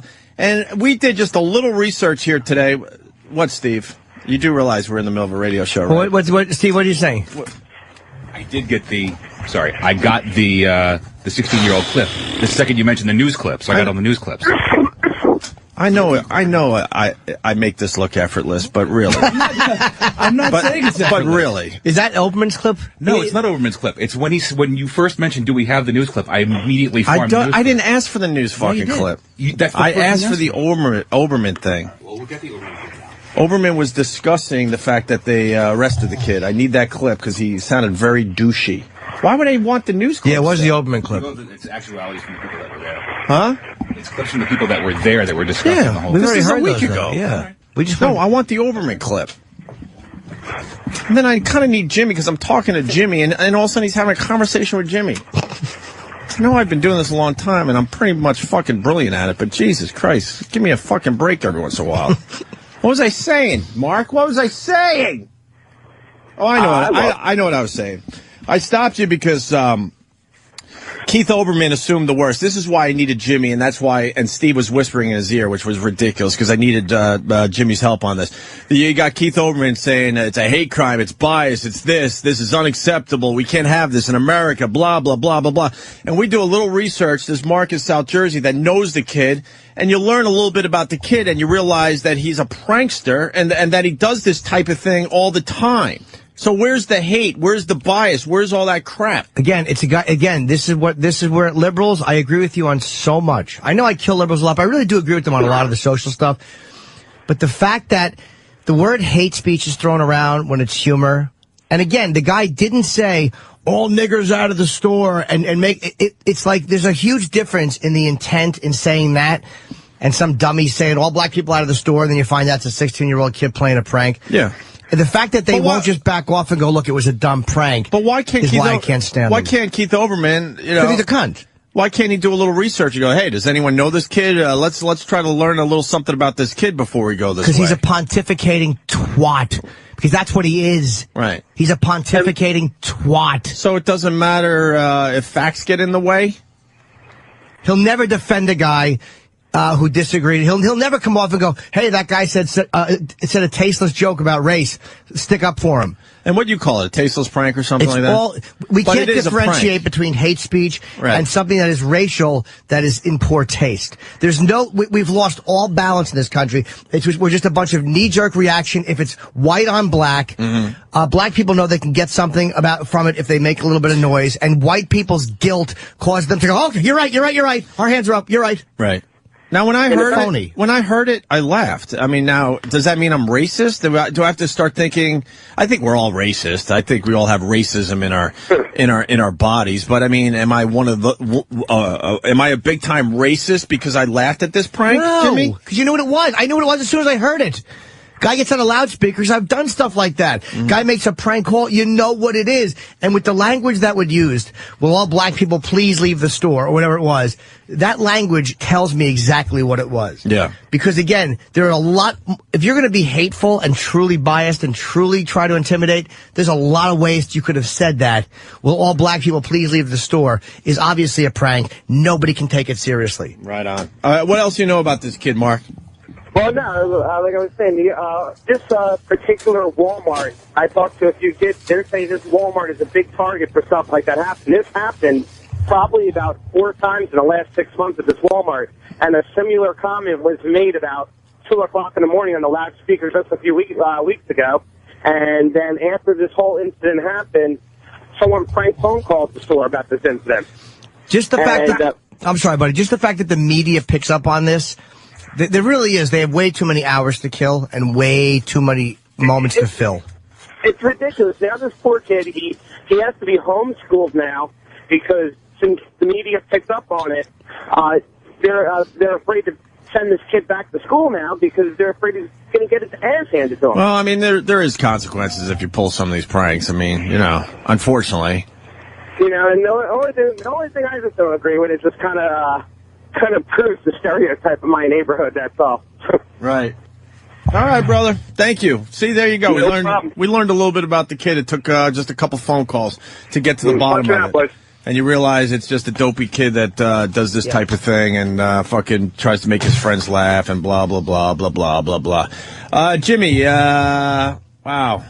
People are confused. You want to talk to Bill in Boston? I think it's funny how Jim is now a conservative after he was fighting for Obama. Let me tell you something about Jimmy. When I first met Jimmy, I would assume he was a Republican. Somewhere along the line, he turned sort of Democratic. And are you turning more back toward being a Republican? Is Bill calling in? Yeah. I'll talk to Bill. But where are you at, Jimmy? I've always been you were a Republican. I would never define myself as strictly a Republican. I've never said that. Right. I just agree with them a lot more on certain issues, like with certain terrorism. But then things. you started to not agree as much. Right. Somewhere along the line. Sorry, Bill. I go back and forth. The Democrats lost me as opposed to the Republicans did great shit. The Democrats lost me. See, I think how Jimmy thinks is very healthy. Like he changes his tune from time to time, depending on what's going on. Yeah, There's nothing wrong with that. I don't nail myself to an ideology on a stake and say, this is where I will be forever. I really got to start using the word ideology in my fucking vocabulary. So what do you find interesting, Bill? It would get me places. Go ahead, Bill. Well, OP, first, thank you for everything you do. Ooh. Jim, this is just an observation. I'm not attacking you. Okay. But I heard you. Maybe I heard it wrong, supporting Obama and being excited about all this change. I was, yes. And then, it's really not that much change, and he's really just doing the same shit. And now it looks like, I can be on Red Eye and Hannity, now I'm going to just, fly that flag. And I'm not saying you're either one. I'm not calling you a douchebag. I'm telling you how it looks. No, but how could it look that way when I was doing Red Eye before the election? Okay, I don't know my information. That's all right. Yeah, of course, dude. I was doing Red Eye before the election. And wouldn't you go on a CNN if they asked you? I do Joy Behar's show on Headline So you're News. already doing it? Yes. So Jimmy's already doing a CNN Fox thing. And I do. I You might be one of the only ones. No, there's other acts of comedians. There are, right? Okay. I disagree with Fox on things, and I'll say if I disagree. If I disagree with Gutfeld, or I disagree with the conservative ideology or the conservative, of course I'll disagree. My issue with liberals, honestly, dude, it is mostly the thought policing that has made me hate their guts. Because I'm a guy who performs, and I'm a guy that's had to submit things to networks, and I see what they tell me I can't say, and I see what they allow through, because I deal with it. And that's why I'm very frustrated with the left. But no. My frustration comes from people that, and not even necessarily you, just people in general, that it was all about the change and the hope, and Obama's coming to save us. And it's just, they went out and voted for somebody they didn't know about, and now we're stuck with, in my opinion, what's going to ruin our country. That to me is where you get a little carried away, because Bush was not doing particularly well. He was not particularly, come on, man. And again, the country was not in great shape when Obama took over. I agree. So that was 8 years. Something that was already in the shitter. That was 8 years of Bush. I mean, it's not like Obama just took this amazing moment and just destroyed the country, this amazing economy, and now the conservatives. What's that? I mean, with all the hope leading up to the Obama election, it's been quite disappointing the last year. It really has been. I think Jimmy said something really, really smart last week. And as soon as you say something like this, then it'll get people reacting again, and that's fine too. But you said we hired Obama 4 years too early. I think that was a really. I like that statement. Well, Pat a lot. Cooper said that, and I actually agree with Pat. Was Cooper. it Pat Cooper? Yeah, it was Pat Cooper. Then it was Pat, and Jimmy agreed. I like that. I like that. Well, I think guys, people have a good day. And I'll tell you something else too, buddy, about the conservatives. I think the conservatives, the way George Bush Sr., I think Bush Sr. ran a bad election, and the combination of that and Ross Perot killed him with Clinton. Because I think Bush Sr. ran a bad campaign, and that's why he lost to Clinton. The same way I think that McCain made an error taking Sarah Palin. I think that was a bad choice for vice president. I think she frightened a lot of people. I think she made a lot of the arch conservatives in the party happy, but I think that's what cost him the election. She's all over the place these days. She's on Fox. Man. Yeah, Fox. She's a Fox pundit now. Big interview with Hannity last night. I was thinking, I mean, we've had a lot of bad presidents in our lifetime. Absolutely. Really, we've had a lot of them. A lot of bad ones. To me, that's why I don't like card-carrying members of any party. To me, if you're that dedicated, you're always going to vote for a Democrat or you're always going to vote for a Republican. Mm-hmm. Look, maybe every time they represent your wishes, fair enough. But if you don't examine everything, if you just automatically vote Democrat or automatically vote Republican, then you're a dumb motherfucker. Right. You're a fucking dummy, and you're part of the problem. If you're that married to one group just because there's a D or an R in front of their name, then you're a dumb motherfucker. Hey, look, if you examine each time, and every time the Republicans are really representing the way you feel, then fine, vote for Republicans every time. There you go. And the same with Democrats. I got to tell you, we started the show at 6. I didn't even know what the fuck we were going to do today, and that was a fine hour and a half right there. Jesus. Wow, 7:20. That was a fine fucking hour and a half, and I don't know shit about politics. And look, I fucking hung right the fuck in there today. But politics is I hung right in there. Knowing everything about politics or knowing, and I know people like Anthony's, doesn't mean anything. It's like it's all opinion anyway. Mm-hmm. It doesn't mean anything. Mm-hmm. Some guy sounds smarter than the next guy, but the bottom line is we're all just offering our opinions and frustrations. I've never had a desire to argue with anyone that's never going to, that they don't even hear you. Like they're just waiting for you to stop so they argue their point in the whole thing and nothing ever gets accomplished. That drives me fucking nuts. Like when they argue abortion and stuff, nothing's ever going to be accomplished with that or any of these other hardcore topics. When I argue with someone, I'm hoping that we have an exchange and maybe I learn a little something, maybe that person learns a little something and you get something done. And if it's if it's an argument where that's not possible, I can't be bothered. And that's what it seems to be going on with the politics lately. Because no one's listening to either side. Politics is just a way for people to dominate each other. It's like when you're arguing politics, you're right. It really is both people trying to dominate each other and win with their opinion instead of both people just kind of going back and forth, making point. Mm-hmm. You know what I mean? There's times where I've debated back and forth with people where I think, oh, yeah, he made a better point than me. Fair enough. Yeah. So what? But it's for us, there's so much stake in winning and losing an argument. And this is me. It's everybody. It's kind of silly. Of course, there is something that goes, you definitely want to win an argument. Absolutely. But, I mean, you got to have some kind of a fucking give and take. Yeah. Or you might as well just argue to the wall. Here comes Steve again. Maybe he has the clip. Yeah, maybe. Steve, you got the clip? I do. He does. All right. Very good. There you go. What is that? That's the transcript of it, too. You typed out the transcript? No, I found it. I found the transcript online. Should we break and then hear it when we come back and then just move on to something else? I do want to hear it, but I got to piss. Yeah, we're going to But I do want to hear this clip. So there's other things going on in the news just to keep you hopefully tuned in today. We got some Michael Jackson news. We got fucking Sandra Bullock shit. We got fucking Octomom shit. I wonder what Sandra Bullock's going to do about her giant cocked husband. Her large dicked husband. Oh, he's got a big one? Yeah. That's why that girl was calling him the vanilla gorilla. Oh, is that why? Yes. All right. I love that. I guess that would be the reason. Dirty girl. Very exciting news. Perez Hilton announces Music Countdown radio show. And other things. Also, I spent like 4 hours last night, so bear with me. You know how we film a lot of videos on the way home? Yeah. And I put them on my YouTube channel? Well, I did kind of a best of video.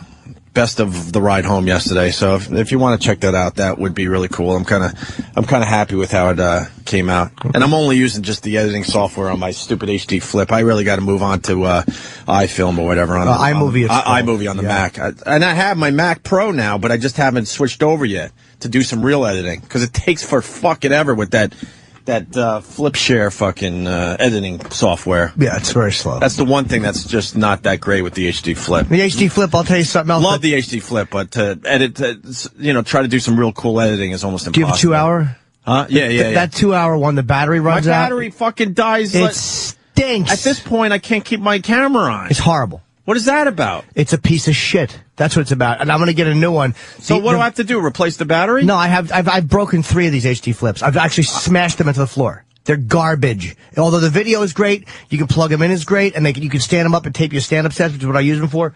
But the way the battery dies on these motherfuckers, they are horrible. What they also need to do is a little plug-in. So you could use some fucking in-the-wall electricity. Terrible, dude. They got some problems. Yeah. It's a terribly, terribly designed product. I love the convenience of the HD Flip. I can throw it in my back pocket. I'm filming all the fucking time. Trust me, I'm not putting up half the videos that I actually do. But whatever. Go to my YouTube channel, Opie Radio, if you want to see the best of the ride home. I thought it came out pretty good, and sick. And it's me and Jimmy and Otto will join the show, and we'll figure out the next hour after the break. Stay there. Thanks for calling the Opie and Anthony FU line. Here's the latest batch of FUs. You have 8 new voice messages. First voice message. This fuck you goes out to Lydia. Lydia, I'll tell you what, don't ever call again. You're boring, you're stupid. Fuck you, Lydia. Next message. I want to send a big fuck you to the Quality Inn on Roberts Road and for setting my alarm clock for daylight savings time a day early. Thank you, you fucking cunt. I should have threw my load all over your fucking alarm clock before I walked out of the room. Fuck you, bitches. Next message. This is for my mom. Fuck you, mom. Leave me alone and stop being a psychopath and bitch. Next message. Yeah, I would like to give a big FU to me for letting my XM subscription go away for a couple of months and missing the show. Man, I suck. Fuck you, man. Next message. I want to say fuck you to Mother Nature. Mother Nature, you hit Long Island with a storm. I had no fucking power.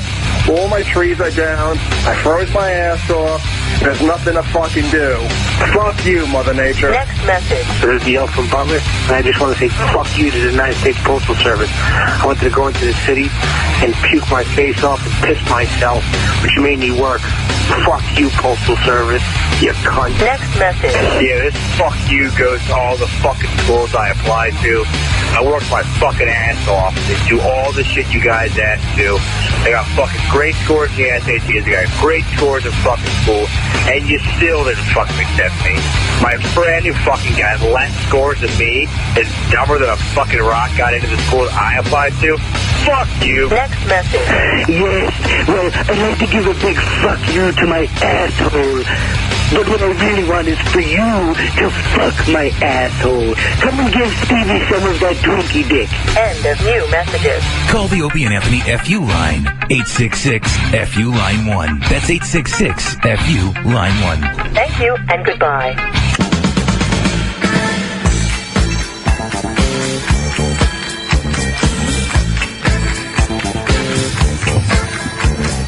I turned everyone else's mic on except myself. That's smart.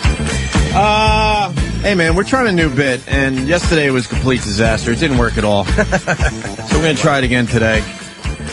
Came up with an idea. It's not a, I don't think it's even an original idea, but we're going to try it, and we'll put our own spin on it. I like your summation of yesterday's success, though. Yesterday was a complete disaster. It didn't work at all. Yeah, it really did. Because, you know, we understand you assholes are out there, but enough already. For real. And yeah, I said for real again. Deal with it. They don't like when you say for real? No. Why? Who notices that? A lot of people that just want to be fucking haters. We're trying a bit called The Last Word. And basically you, the listener, the faithful listener, you get the last word on the radio show. So basically we'll say goodbye when we usually do 10:30 to 10:45, somewhere in there. And then we'll come back for like a 5-minute segment where we string together you guys getting the last word on everything we talked about on that show. So you can rant and rave a little bit. It's like a very mini podcast for yourself, okay? But, of course, people have to call and just be dopes, and it's never going to make the air, so fucking have fun with that. Were they dopes? Yeah, they were. So if you want to try this today, it's 877-496-7786. We're just kind of taking the phone calls and working on the production, and eventually, if we can figure this shit out, we'll make it a regular feature. It's kind of cool for you guys, you know. A lot of people trying to get through, and you can, and then we change subjects. You just leave a quick little message, and if it's good enough, we'll string it together with a bunch of other idiots, and you'll hear yourself on the radio. It's the working title is Last Word, but I'm sure we'll figure something out that's a little better than that. But the phone number is 877-496-7786. Okay, and leave your comments. Jimmy, I got the Keith Olbermann Walmart thing. I do want to hear that. And I Steve got it, even though we did the story, but the actual story with the witnesses. We love the witnesses, the people on the street giving their opinion on a big story. So you want to go there?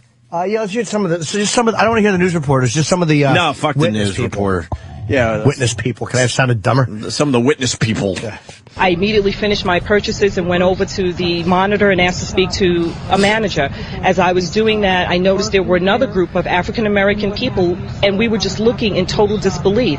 And we banded together, waited for the co-manager to come. He spoke to us briefly. One of the persons called the police. You know, they're talking like it's 9/11. Yeah, let's relax. You know what?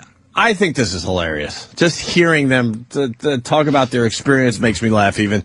I know we have some black listeners. Was this funny or not? I think it was funny. Because I can honestly say if a black teenager did the same thing and said all white people leave the store, I would have the same reaction. Who cares? Mm-hmm. It's a dumb teenage prank. If a store employee did it, that's a little bit more. But it was just some dumb fucking teenager. Who gives a shit? Right. I asked him, I said, are you telling me that anyone can come off the street and use your pacing system? He said, more likely, yes. I said, you're telling me... This was a manager who said this? Yes. I said, you're telling me that I can go back there and pay someone? He said, yes. So I think that's a very dumb security system, and I think they really need to be corrected, and I think it should be corrected already. Despite this woman's saying that extremely well, it's always been like that, lady. Yeah. Since I'm 41, since I was 12, you've been able to prank in Bradley's. We used to do it. Yeah, and I hear dumb right there. Black, white, or purple. This broad is dumb. She's just that dummy. She sounded like a real dumbbell. Oh, this is good. She's acting like this is shocking news that you can actually just grab the PA and make an announcement. You've always been able to do that. I really need help today. Why? What's the matter? Well, track 4 is supposed to be 20 seconds, but it says a minute 10, so... That's only off by a bunch of seconds. Who knows what this clip is? I almost said 90, but then I realized that's wrong, too. Yeah. We'll learn together. I don't know what this is going to be. Well, it's good that they made an arrest. They need to make an example out of it. That was the reaction of Walmart shoppers tonight following the arrest of a 16-year-old boy. Yeah, that's Who is that person? That's track 1, which we didn't want to play, which is now track 4. And track 1 is another...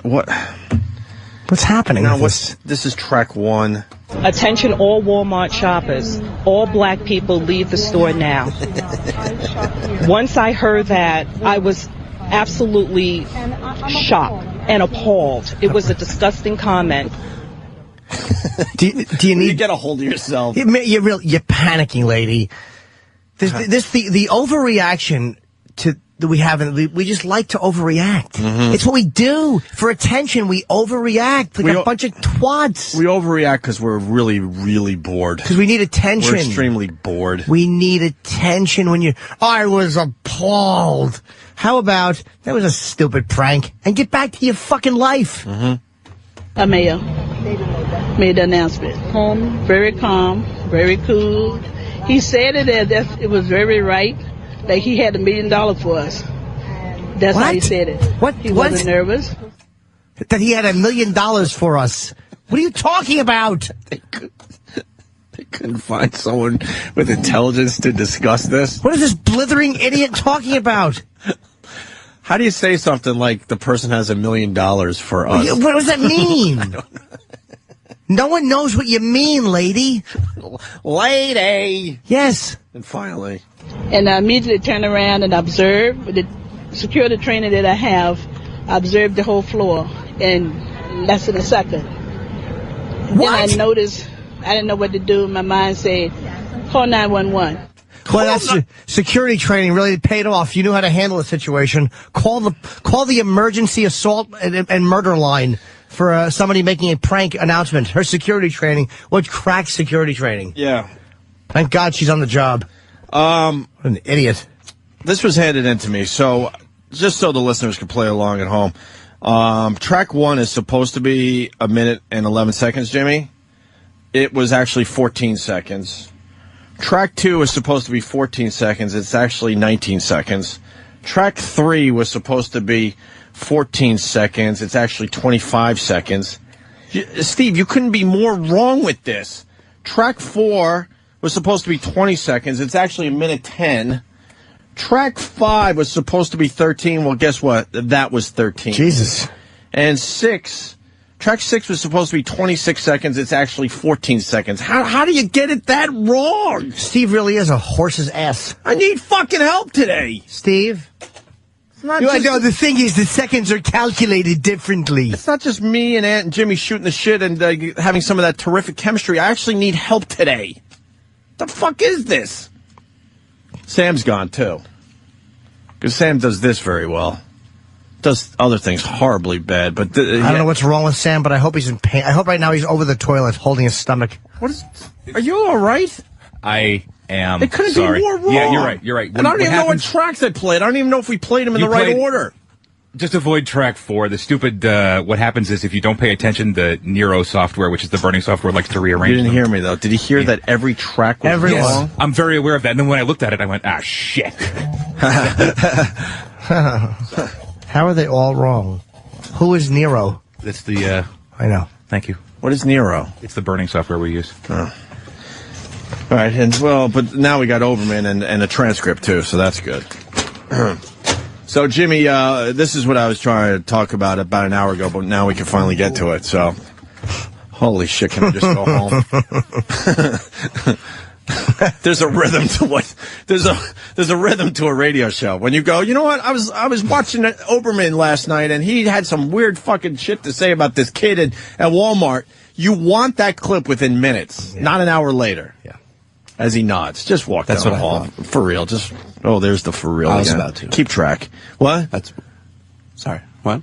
No, I'm just talking to myself too. What were you saying, Danny? I was just doing an impression of somebody I know.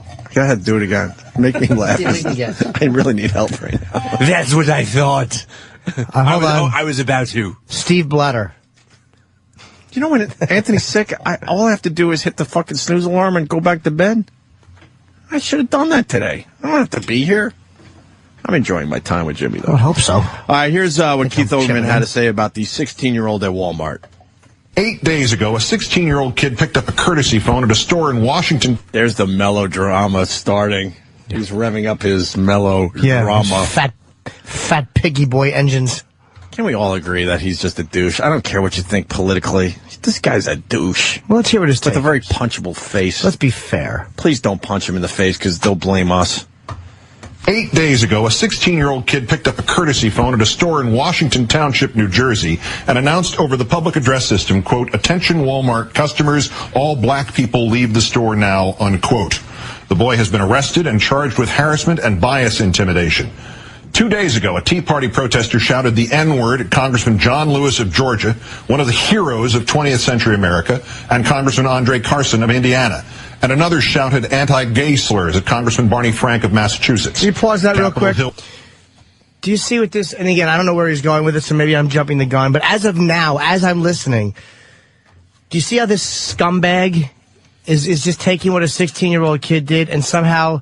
What are the Tea Partiers? Because some guy, say the word, big news guy. If it was murder, you'd say murder. So how about this? Some guy yelled nigger. That's all right. That guy is reprehensible for yelling that at a public figure. Yeah, they're very, very different situations here. You're talking about a kid doing a silly prank, and you're putting him in the same category as true hate. And now he's saying anti-gay slur. Right. Of course. So I guess you're mentioning all bias and how tired you are of all bias.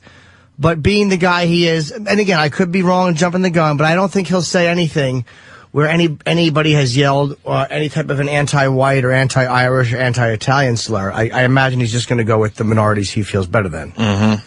Capitol Hill police confirmed no arrests were made, and there were no serious efforts to identify the vermin involved. Can you actually arrest someone for fucking saying, I'll say the N-word, whatever. I don't need to say the word. I don't know. You can't arrest someone for saying that, can you? It's not that you can arrest them for saying. It's weird with language. I mean, it's horrible and all that, but can you actually arrest somebody? I mean, there's other people out there who legally may know. For saying that, for just saying it, no, of course not. But if you yell at a cop, black cop, yeah, because it's, I don't know what it would technically be, but maybe Kenny, is Kenny there? We really can't. Hey, Kenny. We can't. Oh, he's doing something. What is he doing, you think? I don't know. It's creepy. There's a lot of little children on his computer. You know what's weird about Kenny? Like, I see he uses that computer. He looks at the most boring. There's not a graphic to be seen. It's just a bunch of text every time I look over at Kenny as he's doing his surfing. Not a picture, not an image, not a cool graphic, nothing. No video. He's found websites that actually have no ads.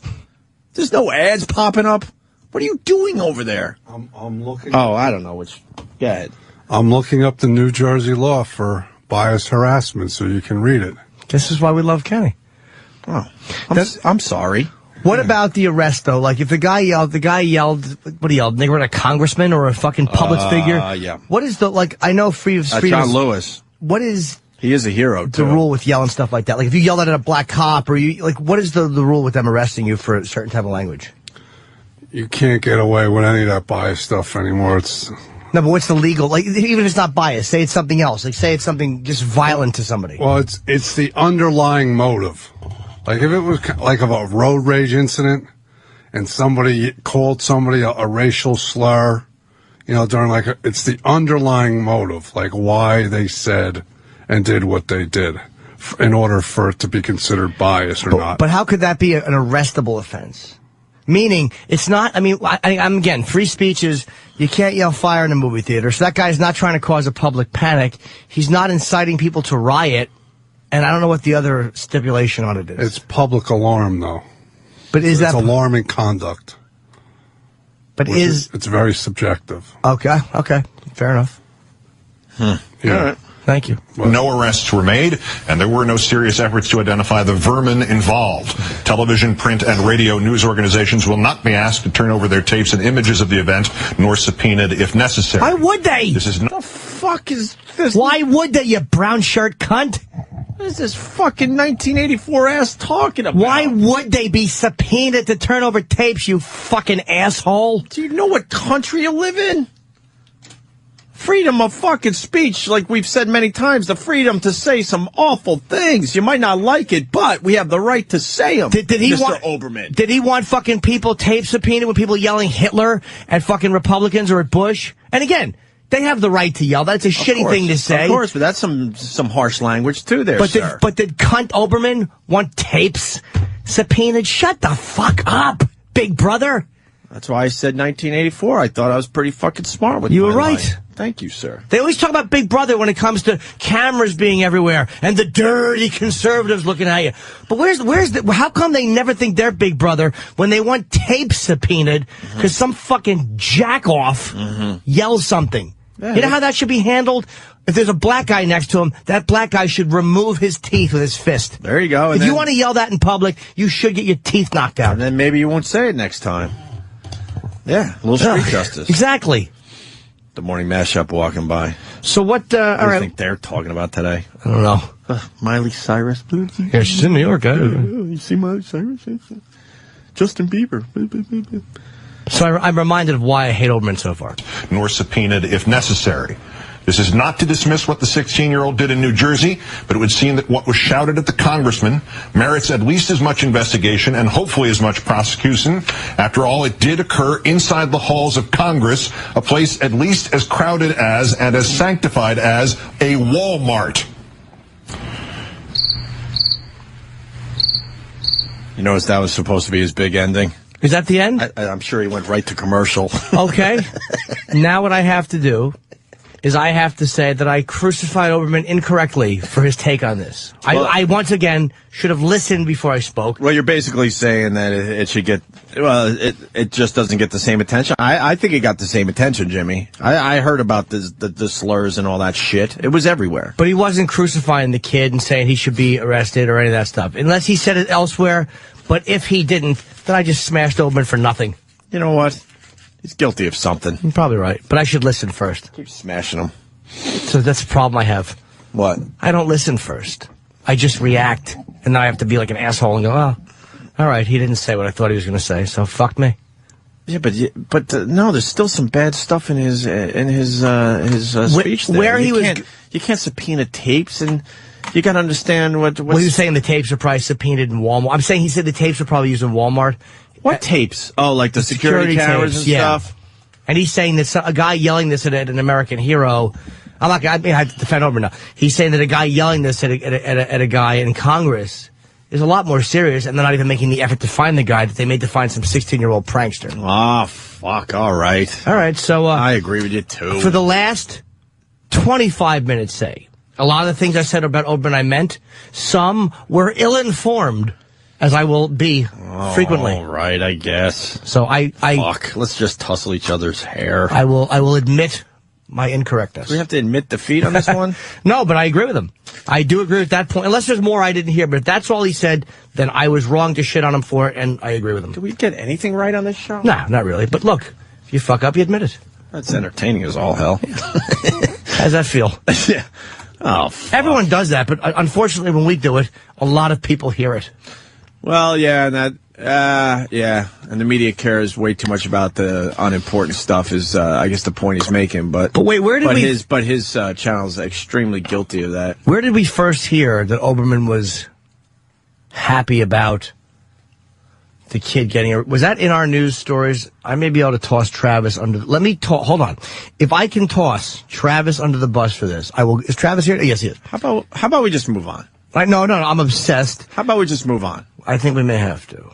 Because it might have been me. Wait, what did you say? It definitely was not me. No, I'm saying, was it only in the news stories? No, not at all. All right, look, Jimmy. Okay.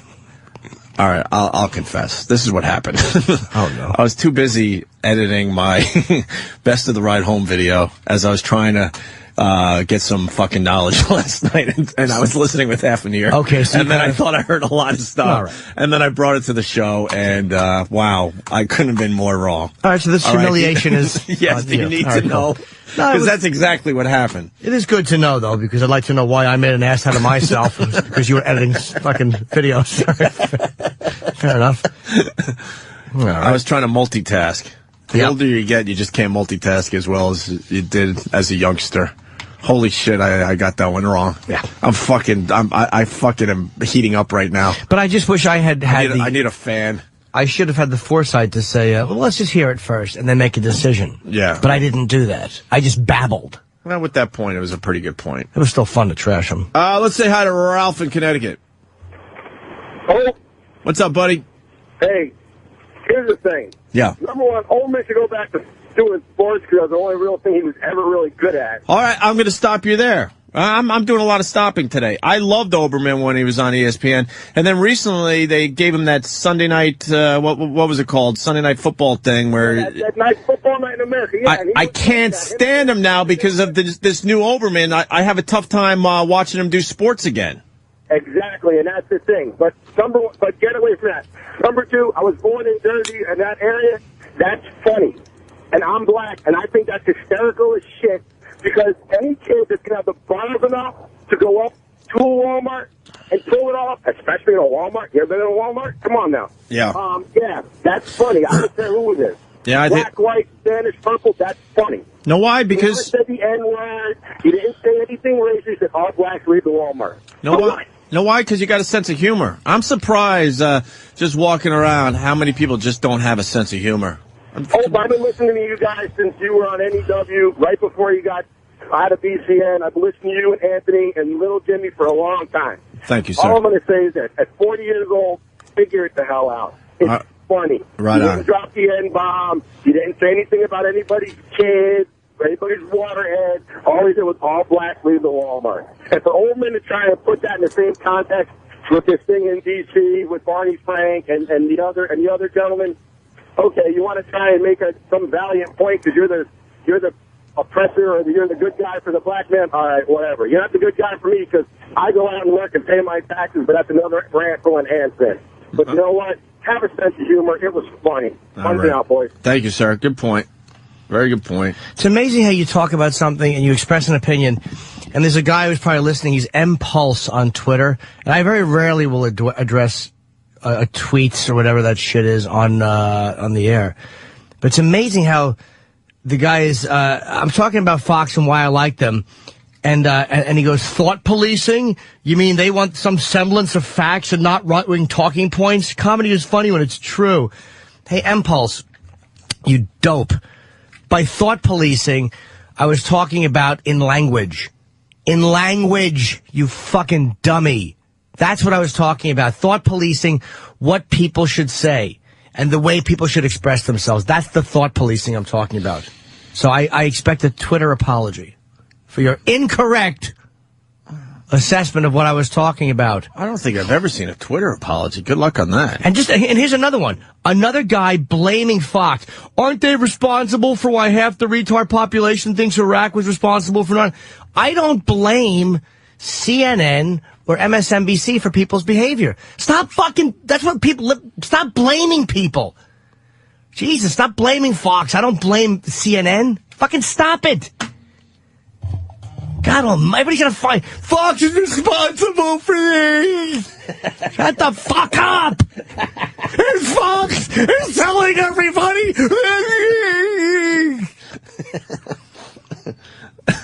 Fucking shut up with Fox is ruining the world, you fucking babies.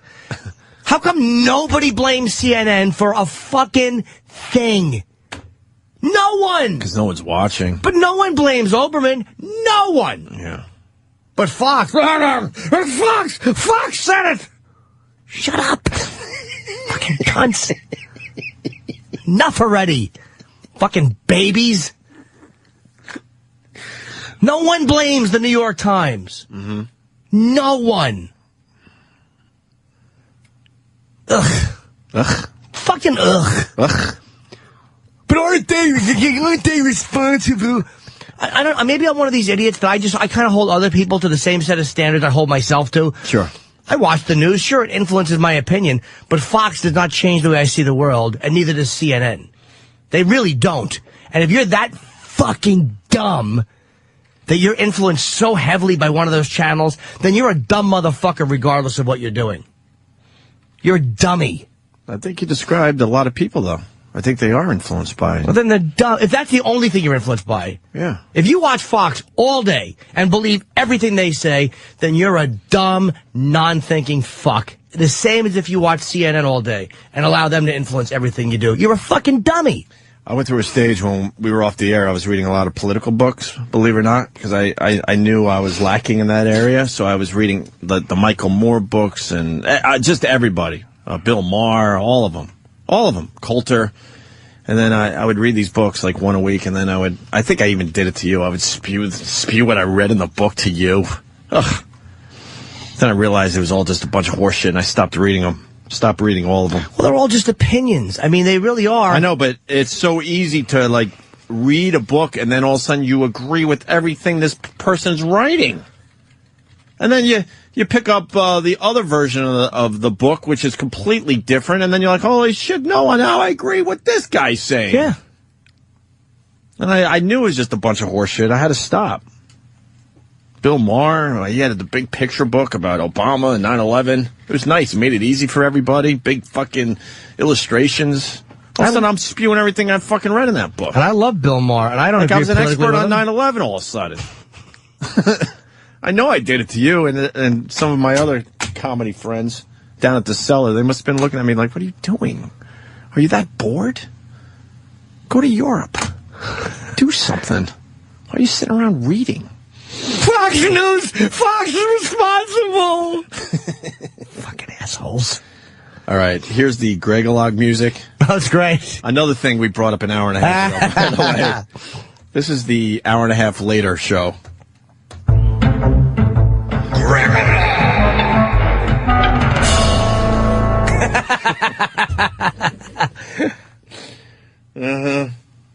Oh, Jim's reaction. Okay, you know what? What the hell?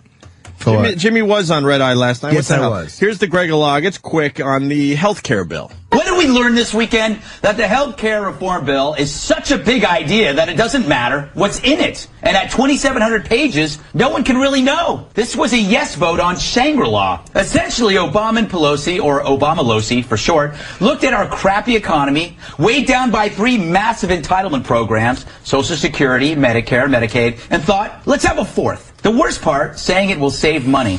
I want to show you a graph from Nick Gillespie's great piece at Reason.com. Check out the estimated cost of Medicare, $12 billion. Now check out its actual cost, $110 billion. So they were only off by 900%. Welcome to Greece, people. Jump in, the water's warm. First they tried to sell the bill on moral grounds, didn't work. Then on efficiency grounds, still didn't work. Then they switched to saving money. Insure 30 million new people and you'll save billions. Using the same logic, we should insure Canada too. We'd be in the black by then. Look, universal health care is a beautiful idea, but so is getting a pony for your 5th birthday. When Daddy argues with little Susie over that pony, she doesn't care about how they're going to afford it. She doesn't care if they have to sell the house. She just wants that pony, and who doesn't? But see, Daddy should know that, and Daddy shouldn't actually buy the pony. And most of all, he shouldn't want the pony, and he shouldn't tell everyone that it's cheaper than having a car. But he just did, and the media and the Dems fell in line like a classroom of 5-year-old girls. They didn't just buy the pony, they just bought the whole damn farm. And if you disagree with me, you're a racist homophobe who wears fur to whale-eating parties. Wow. But you see, he makes his point. I mean, he's very informed about it. And get some jokes in there. Yeah, he's silly, and he's logical, and agree or disagree with him. At least he's giving you reasons why he thinks what he thinks. Mm-hmm. And that music is horrendous. Of course, that's the beauty of it. Jim, is this the end of the world as we know it? And should we just move to another country like Texas? Oh, Greg, I was afraid you were going to say something stupid. No, I don't think it's a big deal. It's going to cost a lot of money, but I make a lot. Oh, there you go. I see someone was well enough to do Red Eye yesterday. Well, yeah, but that tapes at 9:30 at night, 8 o'clock at night. Mm-hmm. But it was funny because so Greg, you got over the Boca Burger in time for your Red Eye. I was all right appearance. by noon. I finally ate around noon. But Greg said to me before the show, he said, I said, dude, because I had nothing written for healthcare. I'm like, I'm a little unprepared for healthcare. He goes, I should go right to you. Yeah. Make you all uncomfortable. I wish he had, like, without even telling me, because I would have just said something stupid. But that's why he went right to me, because I told him I had nothing. Right on. Yeah, he's good that way. Yeah. All right, is Otto here? Oh, a thumbs up. Fuck, okay. Why don't we take a quick break? We're going to get Otto in here from Otto and George. Phones are lit. Phones are good today. Keep them coming. Sure. The big show tomorrow at the Stress Factory. Yes, tomorrow night. It's Jim Norton, Jim Florentine. Who else? Don Jameson, who does Jim's Metal Show, and Otto. Oh, my fucking arms are sore. And Stress Factory, I think it's 8 o'clock show, 732-545-4242. None of us are getting paid. All the money is going. Kenny does a thing for his son's high school, and he's got 2 boys. We did it a couple years ago for Jeffrey, and this is his other son, Doug. We're doing it for his high school. Good. So they could have a good prom. Yeah. They want them to have a nice, safe prom. You know. It's like, other than that, it's like they got to get, I guess, people to handle it. It's like, what do you want, Kenny at the prom, wrecking everybody's fun? Who wants Kenny to prom? You don't think he would be a good chaperone at the prom? No. There's not one cock that would get hard after he walked through the room. Has he ever chaperoned? Kenny! Have you ever chaperoned anything? A ski trip once so I could go skiing for free. Did you look the other way when the kids were drinking? Were you one of those guys, or you had to be the jerk? I almost drew a kid out of the bus because he was throwing M&Ms around. I thought you were going to. I thought happy you stammered. I thought he was going to say M80s. So yeah. I'm like, okay, yeah, sure, you should throw the kid out for M&Ms. Really?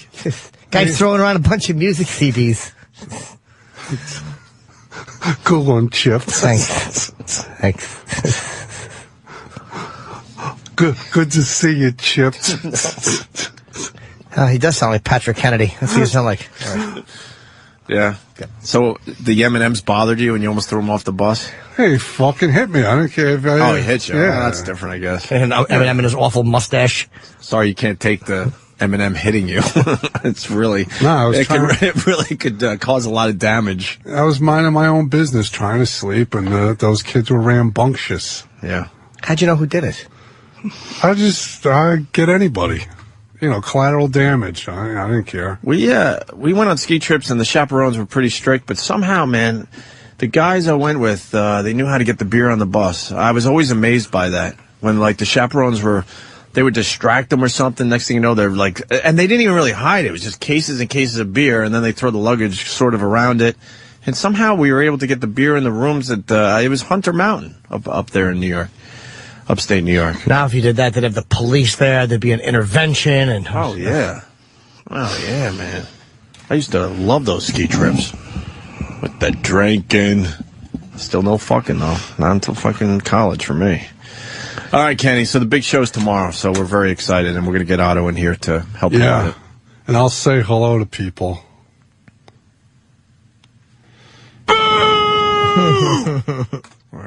Oh, wait, you know what? No, I want to play something. Anthony Cumia and Jim Norton intercepted on the CB radio transmissions. That's right. I've been getting a lot of chest pains lately. I hope I'm not fucking having heart issues. I don't know if it's a muscle on this side. Are you lifting a lot? Yeah. I've been back to doing more weights, yeah. What'd you do? You might have strained yourself a little bit. No, but even before that, I've been having all these weird chest issues. Or you might be heading toward a massive coronary. That's very possible. It could be either one. Yeah. Which is so much fun when you get older. Boy, did I pull a muscle, or am I going to fucking drop dead as I walk to the corner? Am I getting healthier, or am I going to just grab my chest while I'm eating my girlfriend's pussy and drop dead? Every pain, right? When you get a little older, you're like, what the fuck is that? Is that a stroke coming on? Yeah. It's great. Edmund Muskie. Greatest. Fucking mid-sentence, his fucking head hits the mic. That is funny, though. Come on. It's horrible, but it's funny. All right, let's listen to this as we go to break. The following sexually explicit CB radio transmission took place one evening in early 2010 between radio personalities Jim Norton and Anthony Cumia. Neither party has been made aware of its existence until now. I'm thinking about you. Yeah. Did you get the video I sent? Yeah. I really do want to be rough with you. Wow. Well, what do you want to do? What are you going to do to wear me out? I want to treat you rough. Throw you around. Spank and slap you. Slap your face. Yeah. Treat you like a dirty little whore. Put my cock in your ass and then shove it down your throat. I want you to bite me. Now you're talking. Then I'm going to tell you to shut the fuck up while I slap your face and pull your hair for making noise. Wow. I want you to beg for my cock. Yeah. Kiss you all over to convince me to let you have it in your mouth. We will see how bad you want me. Whatever else turns you on. Whatever I want, you are mine. You please me like no other has or ever will. I'm not losing that. Great thing is we have a lifetime of this.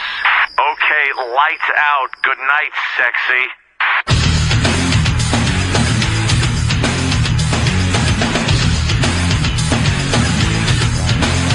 Otto Peterson in studio. It says Otto Peterson. Is that your new name there, Otto? It's Otto and George is your stage name. I don't really go by that. It's George's last name is actually George Dudley. It never comes up.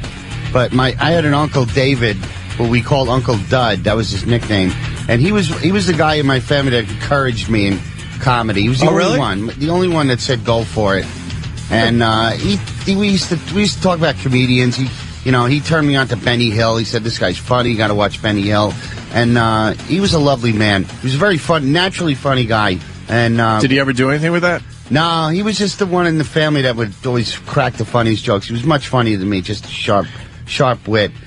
As you're making this speech, I'm thinking of how much I would like to hear you making this with Arabic writing behind you in a video, and then your fucking head cut off. Are they still doing that? They sure are. Oh, my God. I like this behind-the-scenes stuff. Was he married? What did he do for a living? Uncle Dud was an investigator for charities in New York City. If you were setting up a charity, he would make sure it wasn't fraudulent. Mm-hmm. He was in an Amtrak derailment once where 6 people were killed, and the cook was pinned behind the stove and singed to death. And he was one of the heroes that was handing out babies through the wreckage of Amtrak. And it was in the middle of the night, so they didn't know if they were on a cliff or what was going on. It was just pitch black out there. And when they interviewed him, CNN or one of those national services interviewed him. He said, I was asleep. I was thrown clear of the train. And I crawled back into the wreckage, and Amtrak charged me another fare. That's the quote. That's the type of guy. Yeah, he was just very funny. He was a hysterical guy. What is he still around, or he died now? Yeah, he's not. He died and eventually passed away. We buried him. Did he die of something nice? He was a Camel smoker, non-filtered. Oh wow! It wasn't good. He got a brain tumor. Wow. Yeah. What year? Well, this was I was in my late 20s, and I actually walked the last mile with him. I was the only one in the family that had all this free time because I was a comedian. So I moved in with him in Brighton Beach and pretty much took care of him. I was very depressed during that time, but I wound up staying in the apartment after he died. Died? Yeah. Yeah. What was that like? No, I mean he died in the hospital, but I kept the apartment. It was awesome. It was right on Brighton Beach. But what? All the memories of him still in the apartment, or did you get a dumpster? Well, I mean, any apartment you got to assume that something bad has happened in there at one point in time. Correct. You get some Lysol. You open a window for an hour and. He didn't die there. He died in a fucking hospital. Did you throw his stuff out, or did you keep some of it? No, I pretty much got new stuff. Yeah, he had very 1950s. He was like he reminded me a lot of Jack Klugman. He was like that. Oh, really? Very Same sloppy type of guy? Yeah, you'd open his refrigerator and there would be fucking prepackaged salami, fucking chocolate donuts, and then a jar of maraschino cherries. And he would let us, when we stayed over as kids, he would let us order Chicken Delight and have big bottles of Pepsi, nothing healthy. We could stay up till 3 a.m. watching Chiller Monster Theater. It was great. You could just take advantage of him. He knew nothing about rearing children. There was no salads or bedtime or lights out. My other uncle was nice, but it was like go to bed at 9 and just drag you to this fucking museum tomorrow. Oh, what a drag. Oh, he was a douche. Did Uncle Dudley ever, I'm a little concerned now, but Uncle Dud, what had been happening over there? Letting all the kids have candy and then they fall asleep. Oh, no. He also, he liked black chicks. He was like De Niro. He loved black women, yeah. He's an awesome guy. But he was never married? No, but he had a steady woman that was, He was banging black chicks? Yeah, though? he liked that black, all right. pussy. I like that. Was he married a black girl? No? No. No, he never married. No, never. Yeah, too busy touching kids and He was a wonderful black guy. broads. Yeah, but What? he would, he would say go for it, with comedy. That's really cool, because you find that most of your family says don't go for it. You're crazy. What are you doing? You can't make money doing have that. something to fall back on. That's you should get a high school equivalency, at least have something in case everything, and just fear, just be afraid of everything. You know what, Otto? You make a great point. That falling back on something is such horseshit. There'll always be something to fall back on.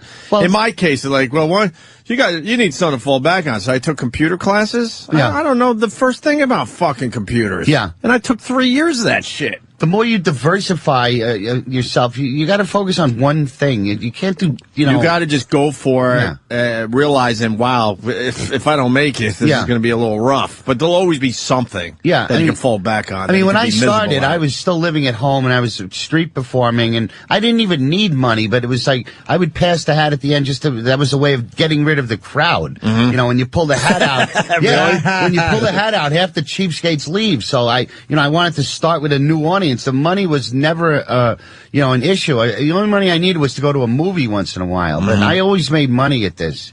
Not big money, but enough. Enough. I always did fine. Yeah, very cool.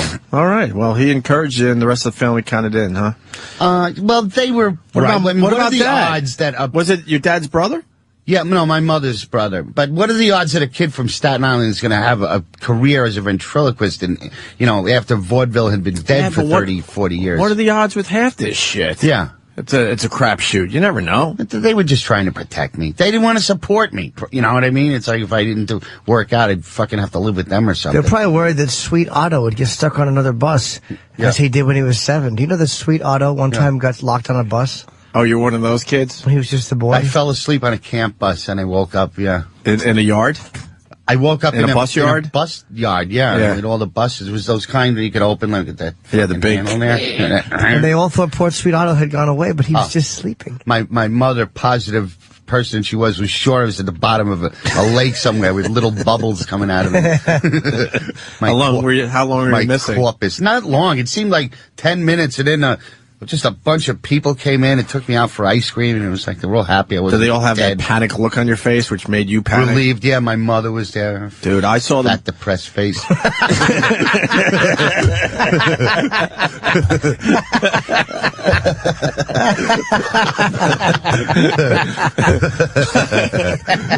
Sorry. Shut up. Sorry. Okay, sir. Okay, sir. Okay. We're on our way to bingo parlor, and Otto fell asleep. Okay. Anything better than John Candy? Yeah.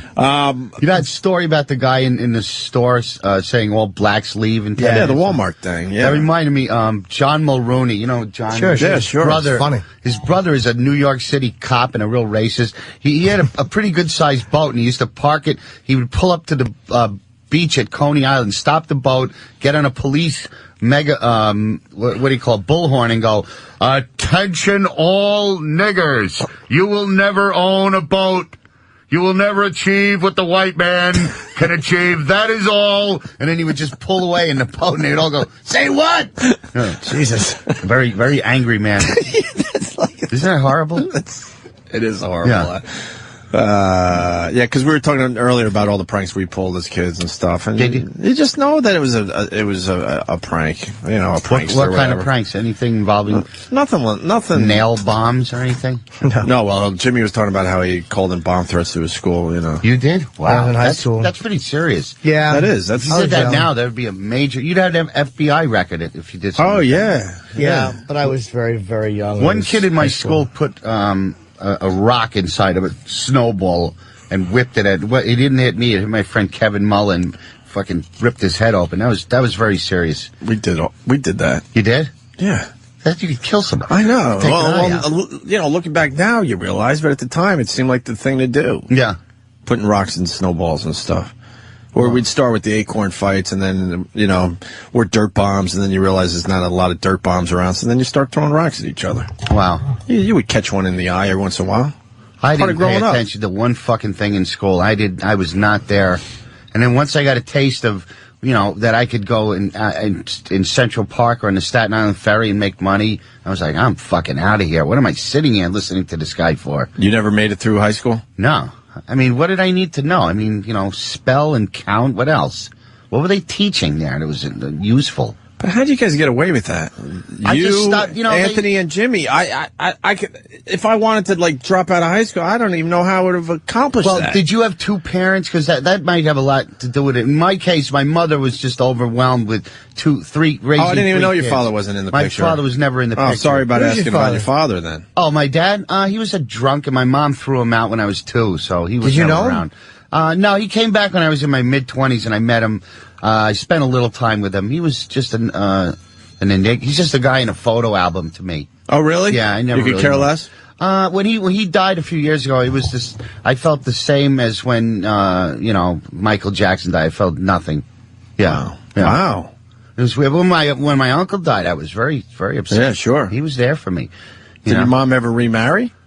No, when he came back, he was hanging around the family and Was he looking for money or something? No, he wanted to have his kids now around him. You Oh, know? really? You can't disappear and then come back and expect us to see you as dad. You're just a fucking guy, you know.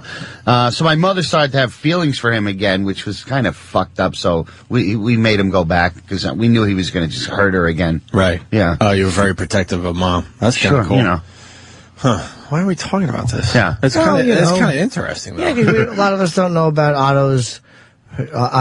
Otto's rearing. I mean, I know about that. I know some of his stories, but Yeah. I didn't know what happened to his dad. Oh, so I was saying that, you know, that's why I was able to get away with truancy because my mother just... Truancy. Yeah. Truancy. Thank you, Aunt Otto. Yeah.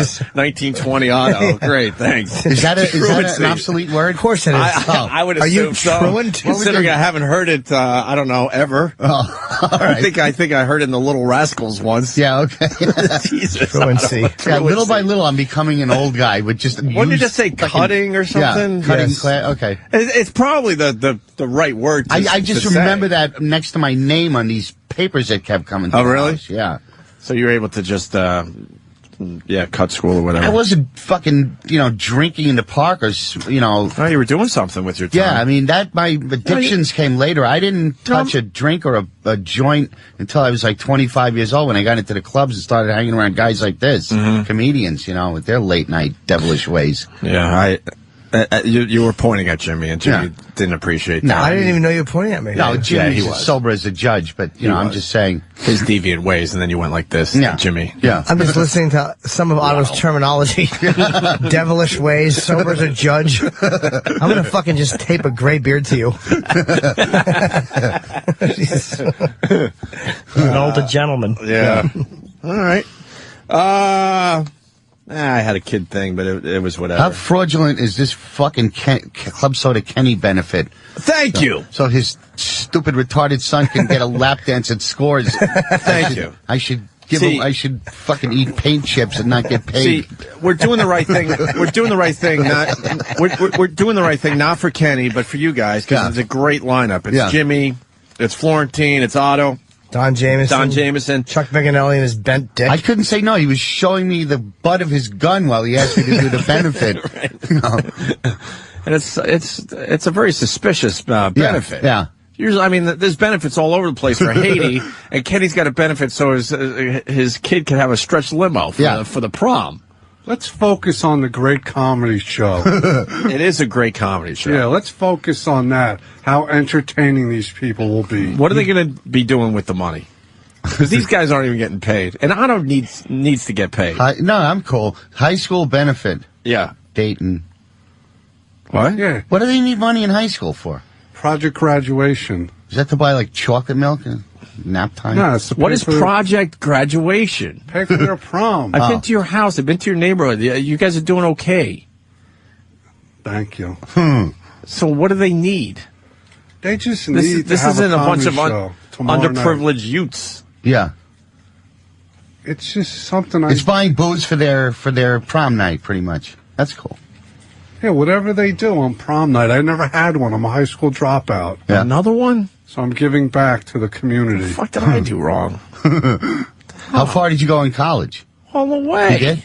And I'm the dumbest in the room. Yeah, but you had good experiences in college, right? Absolutely. Yeah? All right, I learned just street stuff and Oh, yeah? how to socialize. Oh, okay. Yeah, all that stuff. All this homo stuff in his fraternity. Yeah, there was some Oh, kind of homo-y. Really? Yeah, a little bit. No kidding. Marshmallows. I've never had a homosexual experience. No, I'm not saying I had a homosexual experience, you idiot. I was fucking pledging. It's a little different. Oh, okay. That's how you get around the homoerotic crap that was going on. Okay. I was doing this to be a brother. Oh, okay. I think the great part is that you're due. Yeah. And when you do have one, it's going to be ugly. It's going to be a doozy? Yeah, it's going to be a real bloody asshole. Really? Yeah, a real assault. Oh, man. You want to hear I about don't like how my- you jumped the gun there, Otto. I'm sorry. I'll explain. It's been explained many times in the show, but there was something I had to do, which was called bomb the DK house. And how you do that is you're blindfolded and you pull your pants down, and there's marshmallows you got to pick up with your ass. Oh. And then you waddle across the room, and of course you got to let go of the marshmallow and bomb the DK house. This is how you become a brother. If in you my didn't fraternity. do that, what would have happened to you then? It'd make you fuck a girl. Oh. Yeah. That was your choice, and you took the marshmallows instead of fucking a girl? Kidding. You know what? Looking back. Boo. Oh, Jesus. Boo, Otto, boo. Looking I'm back. not as hip as you guys. Looking back, it was an extremely stupid thing that I decided I needed to do to be accepted by the fraternity What system. college was that? Geneseo. Yeah. Go ahead, Kenny. Your homo experience. You want to hear about my first homosexual experience? Ooh, that means there were many. in Little League, they told me I had to be catcher once. Yeah. And the umpire checked me for a cup. Uh-huh. Yeah. He did? Yeah. He touched your bag and everything? Yeah. You're much too tall to be a catcher. He just wanted to touch you. Yeah. Did you spill semen in your little uniform? The guy, the umpire checked with his mouth. Young Kenneth had on an athletic supporter. And then one time we had another football coach, and to make sure you're wearing your cup, he would say, "Let me hear the music," and everybody would have to bang on their What a sick fuck. their cups. Wow. To make that sound. It's our little secret. Yeah. Let me say hi to Joe in Texas. What do you say, Joe? How do you do, Joe? What up, dude? Hey, man. Hey, I was just going to let you know about that Project Graduation. It started back in the 90s. It's basically to keep kids from fucking and drinking. Is that what's going on, Kenny? Yeah, they have like an all-night party. They like lock them in somewhere. It's pretty fucking gay. Wait, you're locking It's not co-ed? Wait, what are you doing? Yeah. I don't know, the kids like go to a place. And then you lock them inside? Yeah, like they go to say like a YMCA. And they can like swim and play basketball or whatever. It's crazy. They have apples and Fresca. Yeah. Fresca. They can swim and stuff? Yeah. That's just as good as finding a beach somewhere and hoping to finger pop your date. Yeah. Yeah. He's very vague on his answers. He's the very fucking... Because I don't know. Oh. But you're running this scam. No, I'm just trying to raise money for them. Like the busybody lady in my town like asked me to do it. Oh, really? She had to get you involved? Yeah, because they can't raise money. Right. You know, so they're just using me. Well, the show's going to be great, and it's going to be sold out, but I it's just under see protest, a lot of though. cash leaking out of that unsealed envelope that's going to be handed from you to some fucking cunt principal later on. You being an ex-cop and everything. You think he's going to take a little off the top, Otto? Sure. Yeah. Something. How much do you happened. think you could take There's a before they finder's notice? fee? Yeah, sure he's going to skim. Well, Bullets are You expensive. think you get a couple hundred in your pocket without them knowing? No, You know, I can't. cops have a saying, there's like grass eaters and meat eaters. Mm-hmm. Okay, Serpico, what does that mean? What does it mean? Yeah. Well, grass eaters are the kind of guy that like would just take a free cup of coffee or a free meal. Oh, I see. Oh. It's just a little nibble. Oh, I see. A little Wow. nibble. Yeah, I get yeah. it now. That's pretty cool. The meat eaters are like hardcore. Just completely out of control. Yeah. Yeah. Like that movie I saw Friday night, Brooklyn's Finest. How was that? Was it good?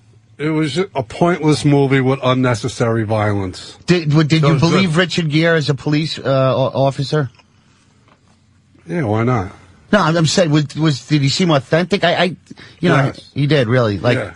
like he's off the streets of You know what? Brooklyn. That's pretty Yeah. good then. And that's it? The movie wasn't that great? I mean, the buzz on it, I don't know, the preview looked pretty cool or whatever, Nah, the it's trailer. okay. I went to see it. You I like all watched those it. cop movies. I didn't fall asleep. You liked Cop Out, though, right? I loved Cop. I didn't like it. I loved it. All right, look, Ken Smith's not calling What about, today. Did you like it or not? You liked it? Yes, Cop Out. Yeah, I liked Cop Out. How about too. Cop Land? Did you like that flick? Yes, I did. Really? I thought that stunk on ice. You don't like With Stallone? I thought it was a great cast, and the whole movie was just stupid. I haven't seen it in years, though. Sluggish and dumb. Yeah, my reference, I don't have any real... Stallone was fine, but I mean, thought he how was could really you, good. I remember him being real good in that movie. It was a drama. how could you have De Niro, Ray Liotta, and Harvey Keitel make a bad film? You know, And it's then you almost throw Stallone in impossible. there. Yeah. But I thought he pulled it off, but like Jimmy, I haven't seen it so long. I'm Yeah, going I to have to go back and see it again. It seemed slapped together and Really? I don't know. Thank you, Danny. Project Graduation is an all-night, pretty much what Kenny said, but there's a little more to it. An all-night alcohol and drug-free party exclusively for graduating seniors. The event is held on graduation night from 10 p.m. through 5 a.m. For the past 21 years, parent, volunteers, and community members have produced Project Graduation for our graduating seniors. Yeah, see, that's a worthy cause. Oh, by the way, my friend Glenn Miller, he's from my video. Glenn Miller? Yeah, from my Back from the Dead? My video, Otto and George Meet Jesus. Yeah, Right. That's him, the band. Oh, I thought he also helped me enormously with my Letterman set. He was the guy that said, "All right, just calm down. We'll construct something that's airable." Yeah. He was very helpful to me. Very cool. Yeah. What's up, Glenn? Yeah, great comic from the Yonkers area. Yeah. And he has all these great Son of Sam fucking stories. Why? Well, he knows a lot about Berkowitz. Do you want to share any of that? Yeah, get on a mic. Yeah, We're give just him on. fucking making this up today, man. Oh yeah, he's got good Son of Sam shit. How do you have good Son of Sam shit? Because he was from Yonkers. And I read this book, The Ultimate Evil. Oh. And He read a book. No, I thought he fucking talked to the dog or something. No. It was a good, but he only did 2 of the murders. What? He only did 2 of the murders. You believe that? I've heard that over the years. It's pretty accurate. If you look at all the sketches, didn't add up. Right. There's a lot of proof. If you read that book, The Ultimate Evil, is really. So who did the other murders? It was the son of Sam's kids, John Carr, and there's actually one that was filmed. 2 girls did it. They filmed it. It was like a snuff film, and they link it to Hedda Nussbaum and that whole cult, and it's all linked through all this Maury Amsterdam. Maury Amsterdam. No, Ray Roden from the Cotton Club had the copy of the book. And Jimmy, you buy into this? That Son of Sam didn't do all the murders?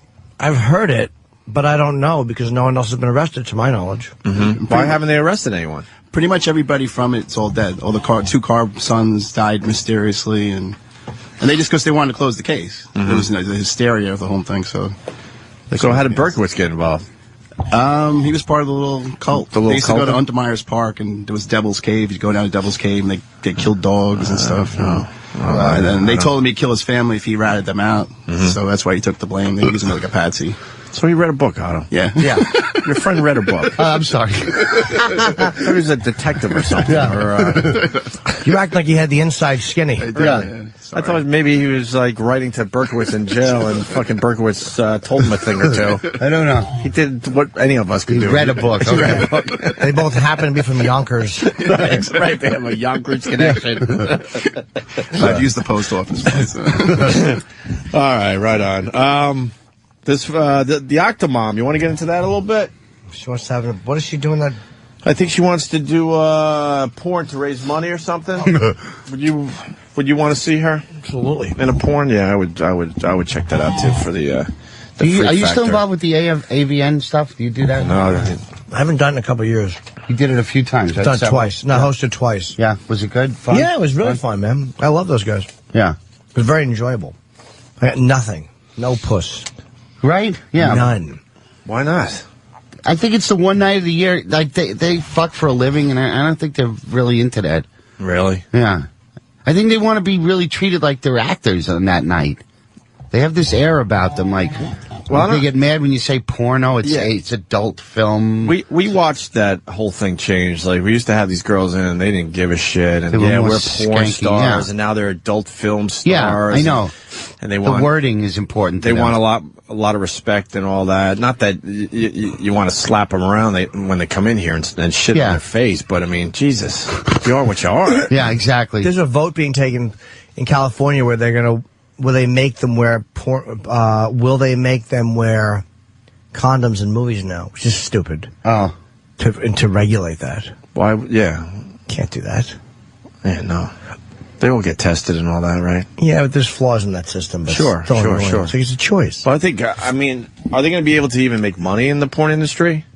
See, there's so much free stuff that is so cool to check out on the internet. Why would you fucking pay for it now? Was Deep Throat pretty hardcore porn? I remember when Deep Throat it started it, yeah. Was it? That was like the first, I bet you it's been a while, but I bet you if we saw it today, we'd be like, I remember Deep Throat and what was the other one?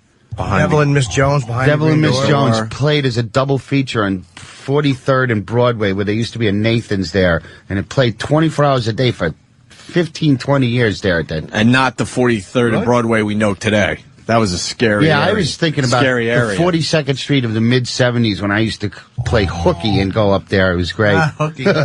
You would see the pimps and the hookers, pimps, and you would see a girl. Oh yeah, I mean, just like a stereotypical fucking pimps walking It was around. great. Yeah, there'd be a series of guys that had just shot up heroin too. The guy who would just stand there and nod off on the corner. Oh yeah, I used to love drug watching dealers those guys. on every single corner trying to get you to. Oh yeah, you'd hear loose joints. Check it out, loose joints. Check it out. You know, up they and would down the whisper block. as you like cross the street. Yeah. They would get in your ear real It was fast. so great, Times Square, and it wasn't like dangerous. You know, I'm so with you. It was so great to check out. It was great. It was unbelievable. Yeah, it was much better. There was Now a million porn fucking million porn theaters and great double features. It was great. Yeah, yeah. I don't know.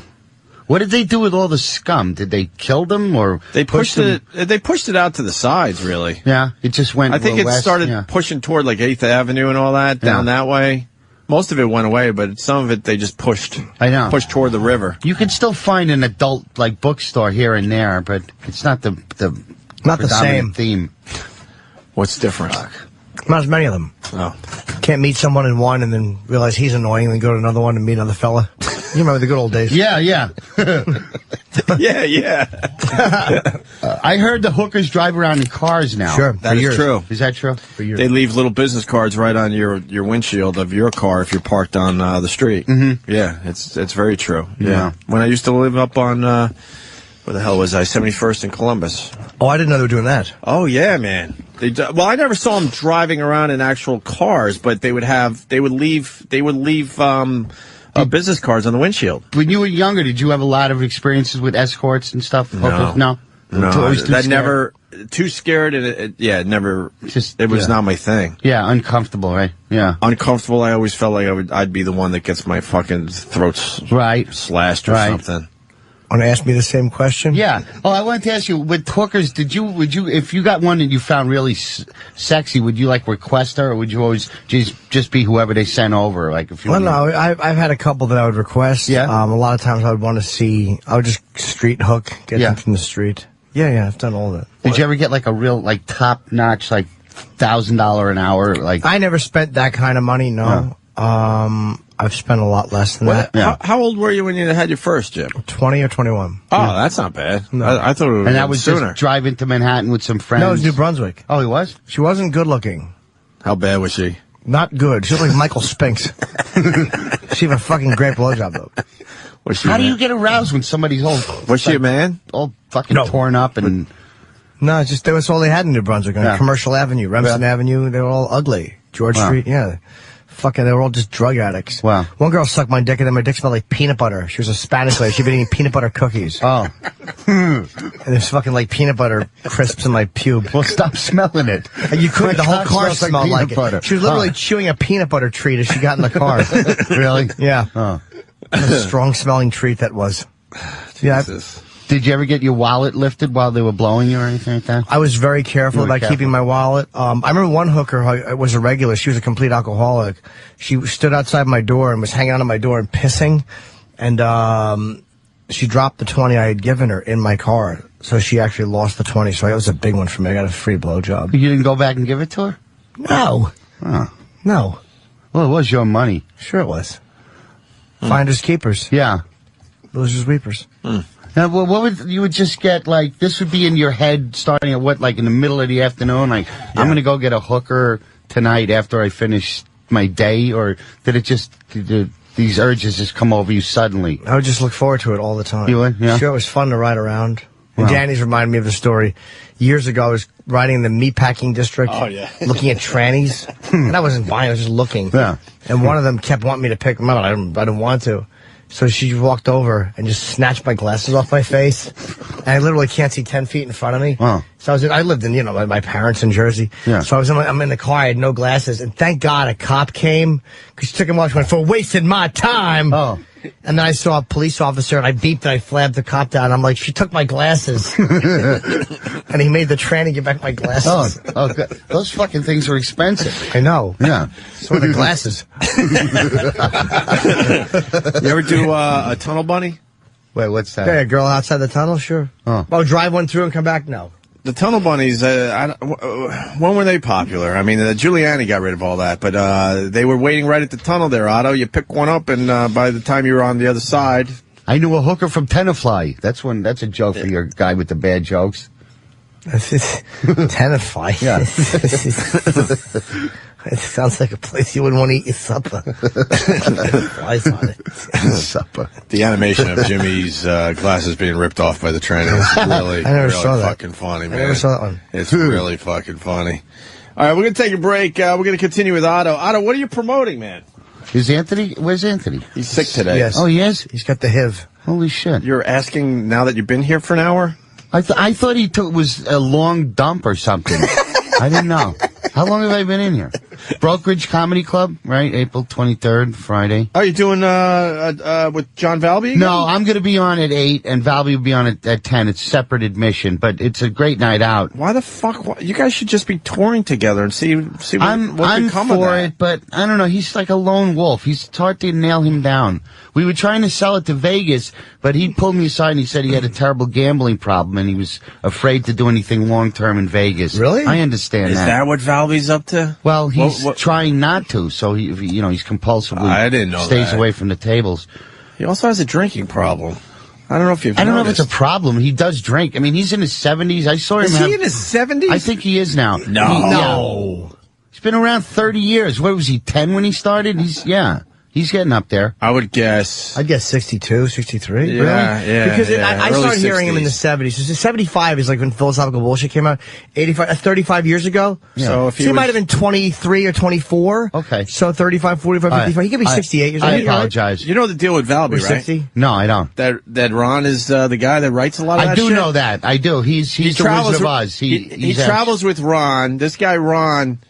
Valby's very talented. Don't get me wrong here whatsoever. Without but Valby. Ron writes a majority of the material, but never had a desire to go on stage. He doesn't have the ability to get in front of an audience. He needs Valby. He's petrified to be in front of an audience. Yeah. He barely says hi to anybody. He usually sells Valby's T-shirts like he's just a schmuck.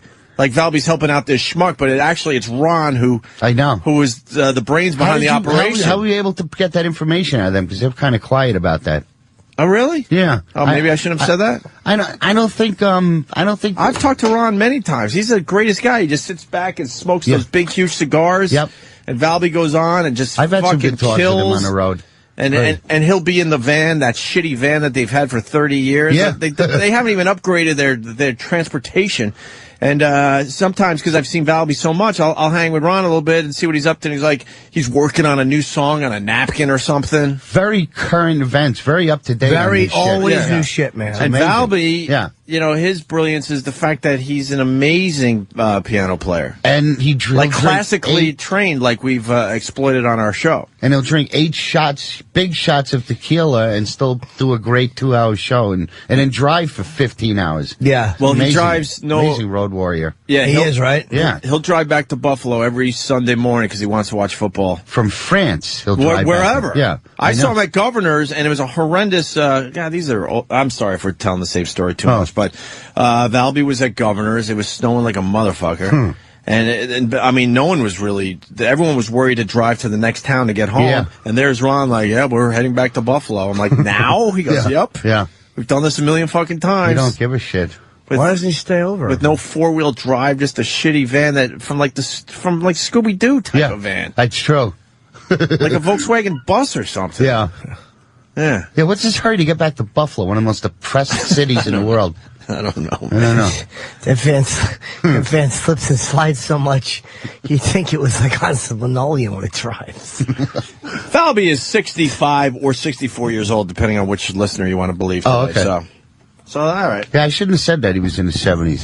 Oh, he'll perform in his 70s, no problem. Yeah. And he'll still kill. Yeah. So, all right, Otto. We're going to take a break. We'll continue, get into the Octomom thing and some other shit that's happening in the news today. Stay there.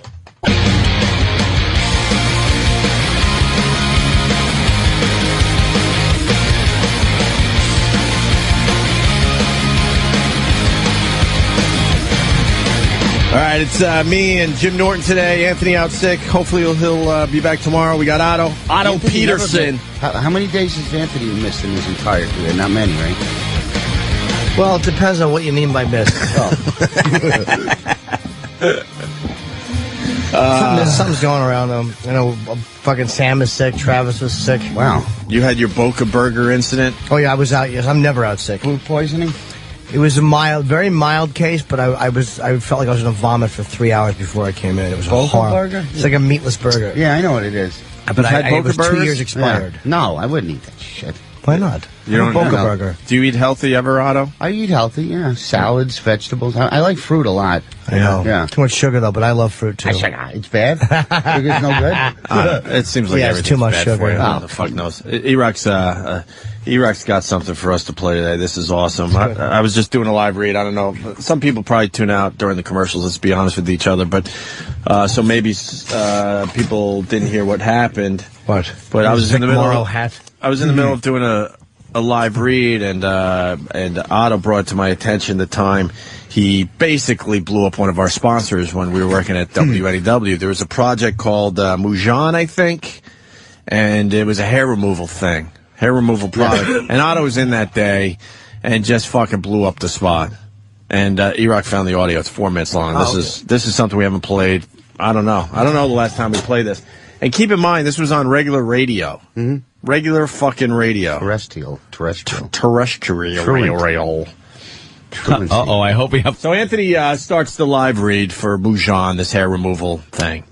And And Otto gets involved. Uh-oh, I hope we have a lot of delay for this commercial. Anthony? Yes. Mujan. You want to explain to George the puppet what Mujan is? Mujan is a wonderful way for women to get rid of unwanted body hair.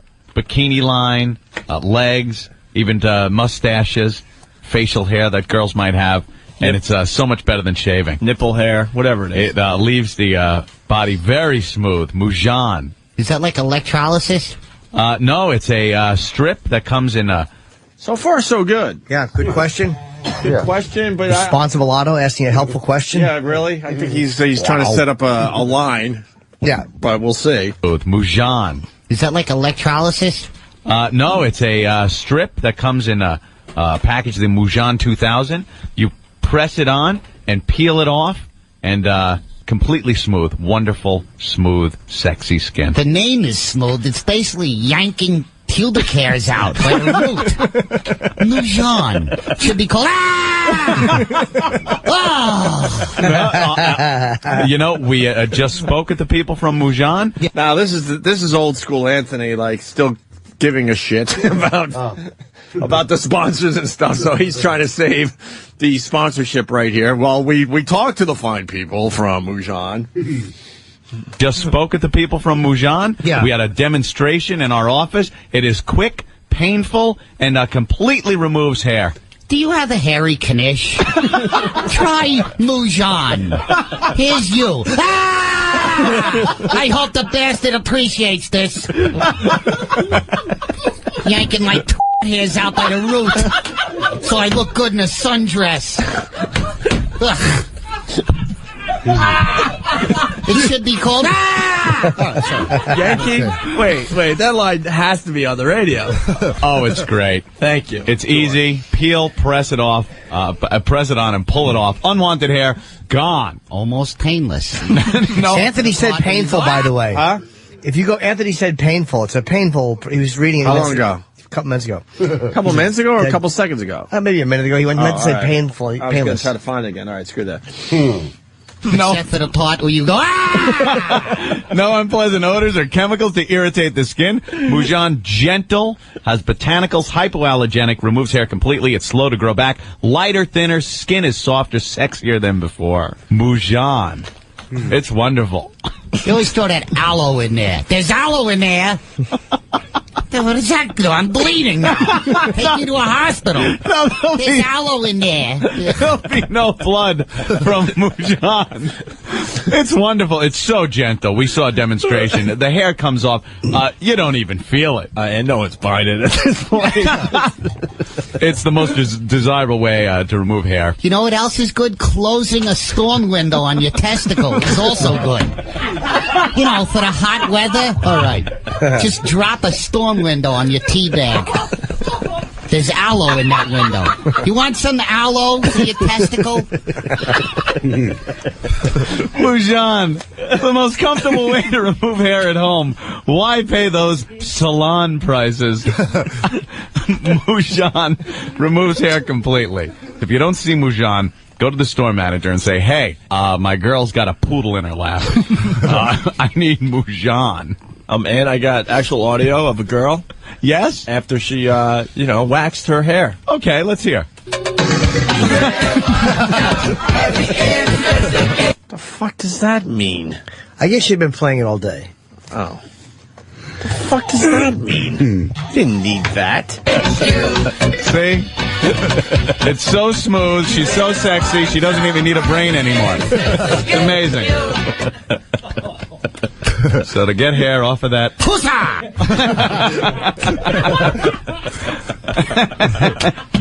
Well, no one even heard this spot, but it's hilarious.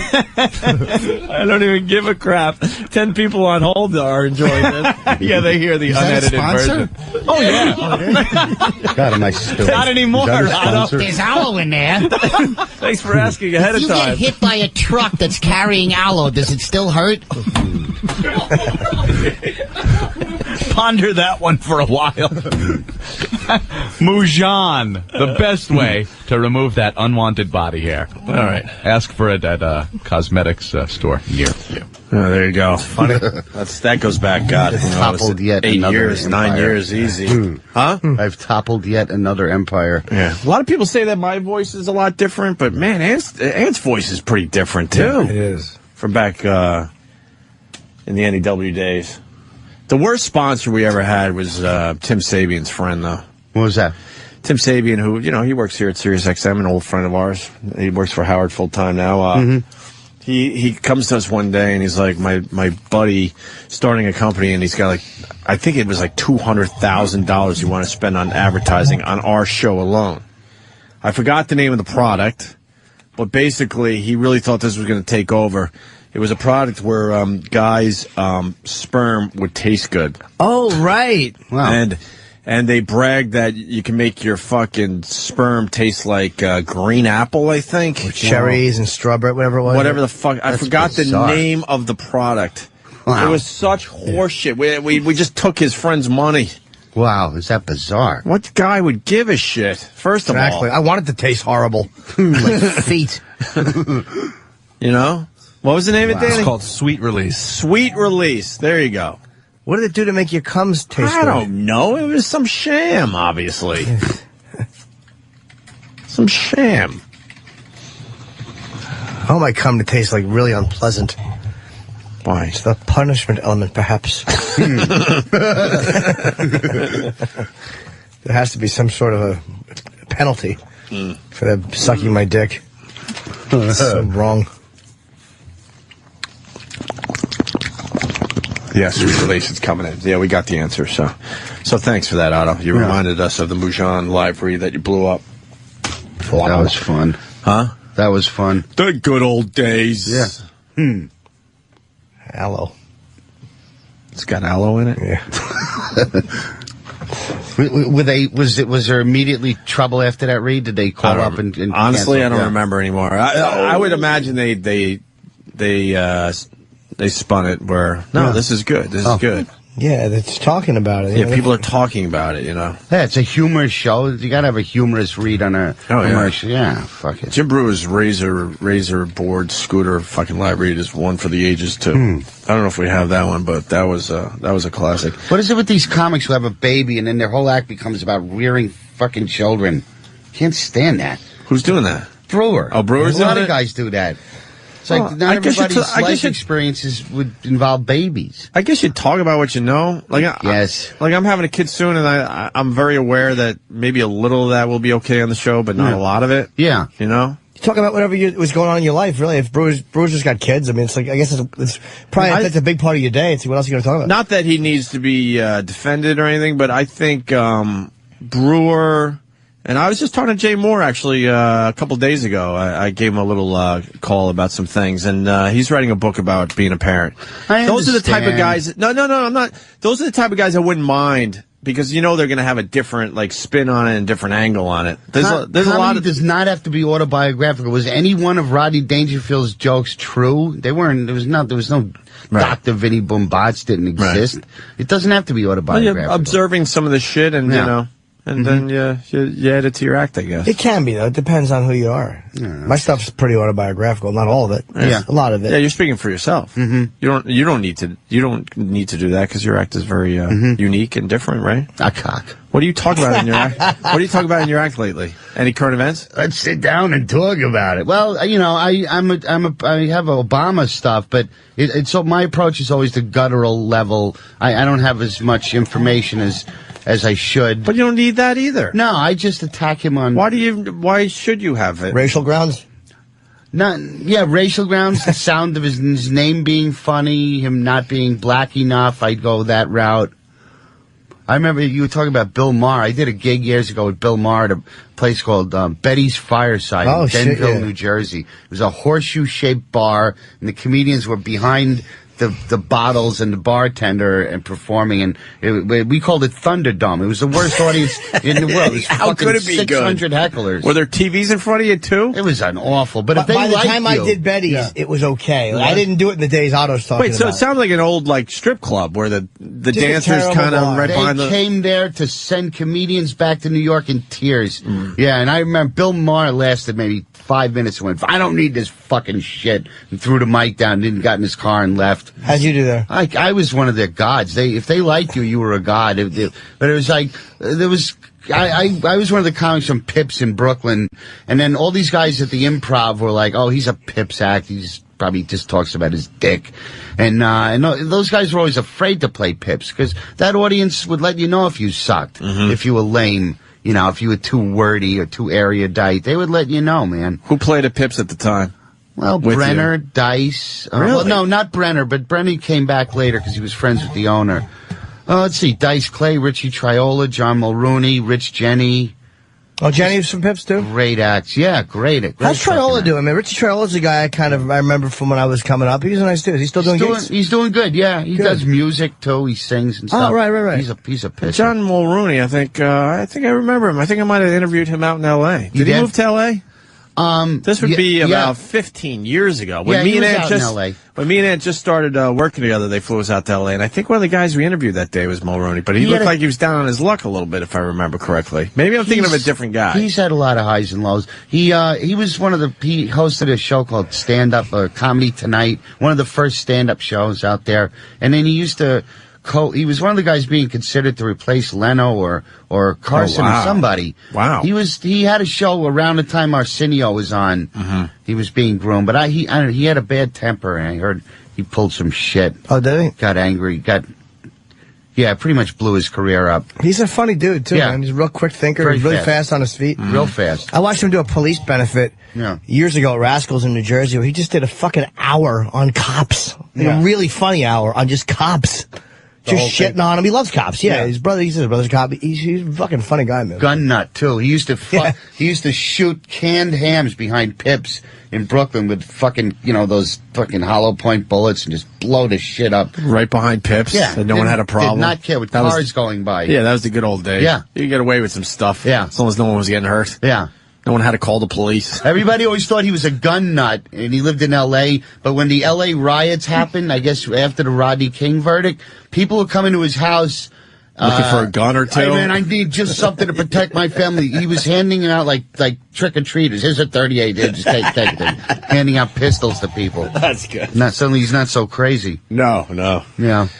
All right. I saw that Jesse James there was on TV. So. Yeah, well, Sandra Bullock is talking to divorce lawyers. She's interviewing them. I guess you interviewed divorce lawyers? She has a lot of money to protect. She was the highest paid actress last year. She has a lot of fucking money to protect. I'm sure he's got enough of his own, but he doesn't have anything like she has. That thing is over, though, huh? Oh, yeah. She's won an Oscar. It's humiliating. Especially after that speech she said about now I know how it is for someone to have my back. Oof. Yeah. With his big dick. With his big white dick. He's got a big one, huh, Yeah, Jimmy? that's what I hear. I respect that. Yeah? Sandra Bullock's husband, because he was cheating on her with this chick, and she was calling him the vanilla gorilla because he had a big dick. You see the girl that he She's sexy. No, I didn't see. Oh, let's ask Otto. I love her. I say she scares the shit out of me, and it's right in Jimmy's wheelhouse, as some people like to say. Wheelhouse? What does that mean? Meaning that's the type. That's Jimmy would go for this, right, Jimmy? Yeah. She has a huge tattoo on her forehead. Normally that's not my thing. The girls that you have had as girlfriends have a certain look to them. There's a certain. I never had tattooed chicks, but this one I just wouldn't mind smooching with. Yeah, she's a Nazi enthusiast, it seems. She has white power shit. That one? Well, her the bangs are covering up the big forehead tattoo. She's fucking scary. But is she hot, Otto? That's what we're trying to figure out. Yeah, I don't think so. Nah, she's been down too many dark alleys. This is a filthy pig with an agenda. With an agenda. No, you wouldn't go there? I'm afraid of her. I'm afraid, too. Yeah. I have no problem admitting that. Yeah, no. What the fuck is that? There's too much tats. I like a little feminine. But she kept her boobs clean of tats, so that was nice of her. Well, black hair and blue eyes is a cool look, and it's not that common. But this is a filthy pig. She looks like she has a really nice face Yeah. when you take the forehead tattoo out of the equation. Danny, you in or out on this? She got nice teeth. It's a tough one. I mean, the tat. I don't mind the tat. She's got a really so nice much. body. The forehead tat kind of gets me a little like. Yes, I don't mind it on her. Normally, I wouldn't go for that. I wouldn't mind. I wouldn't mind that. But then she's covering it with bangs. It's Well, like you can't now even I understand the forehead tattoo a little more if she can cover it up, because all the pictures I saw before these, it was just very prominent on her forehead. Yeah. But at least she figured it out ahead of time. Like, no, I could cover this up with some bang action. So this is the one that busted up Sandra Bullock's marriage? Yep. Why are you laughing? No matter who the woman is, some dirty skank, a guy will always want to. Let me see her. She has a great body. Some guy will always want to fuck a dirty skank with a deep ass crack. Mm-hmm. I like a deep ass crack. Like where you put your finger in, literally it disappears up to the knuckle before it hits the asshole. I love it. You like that? Deep fucking ass crack. A juicy, deep crack. Why? I don't know. What is that about? Great sermon, Father. See you next Sunday. Yeah, really. Just makes me happy. So There's something for the poor. So that marriage is over. I guess that's all we have on that, really. Michael Jackson, wow. This doctor. The news. Supposedly the Michael Jackson doctor interrupted CPR to hide drugs or something. Oof. Mm-hmm. Fucking look at that girl's ass. Ooh, I don't know. You're turning, I think. That doctor's going to be in deep trouble. You think? Yeah, he's in. I wouldn't go to that guy to get some medical services.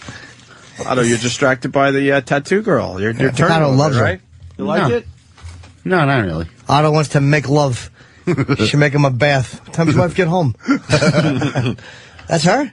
Fuck, underarm tattoos. That's fucking gotta hurt. I bet she has nice pit smell. I wouldn't mind smelling her pits. Yeah? Yeah, I like a good pit smell. Why? Why not? Question. It's natural. It's dirty. Like a good sweaty armpit. Lick it. Not hair. I really don't want hair on an armpit. I'll take a little on a girl. Like, not a girl I'm dating, though, but a strange chick, like a hippie chick, I'd lick her pits if they were nasty. Mm-hmm. It's natural. Of course. Otto? The Bronx Zoo smell. What, comment on her? on the pit thing. Is that weird, too? Is that weird in your world? She's just saying I'm dirty. You're not gonna have to marry me to get the beaver. I want to see what her pussy looks like. Big red beaver. Yeah, you see that tattooed beaver. Yeah. You like looking at other people's cards, dude. Yes. You like looking at people's face tattoos, don't you? I wouldn't mind seeing her pussy. It's probably fat with a tat on it. I don't think she has any of those yet, right? She has the What video. is she, an actress? No. She's a tattoo broad. Oh. She's a tattoo model. Tattoo model. Oh, is that so? That's why all the tattoos. So is that right? That's right. The real Schindler's List. Going through some of the top stories today. Kind of a slow news day because everybody's talking about the healthcare thing. You got anything on the healthcare, Otto? Material? Not even material. Any thoughts?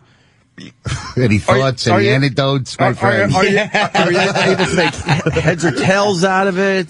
If I get sick, Chips Cooney has to do the surgery. Right.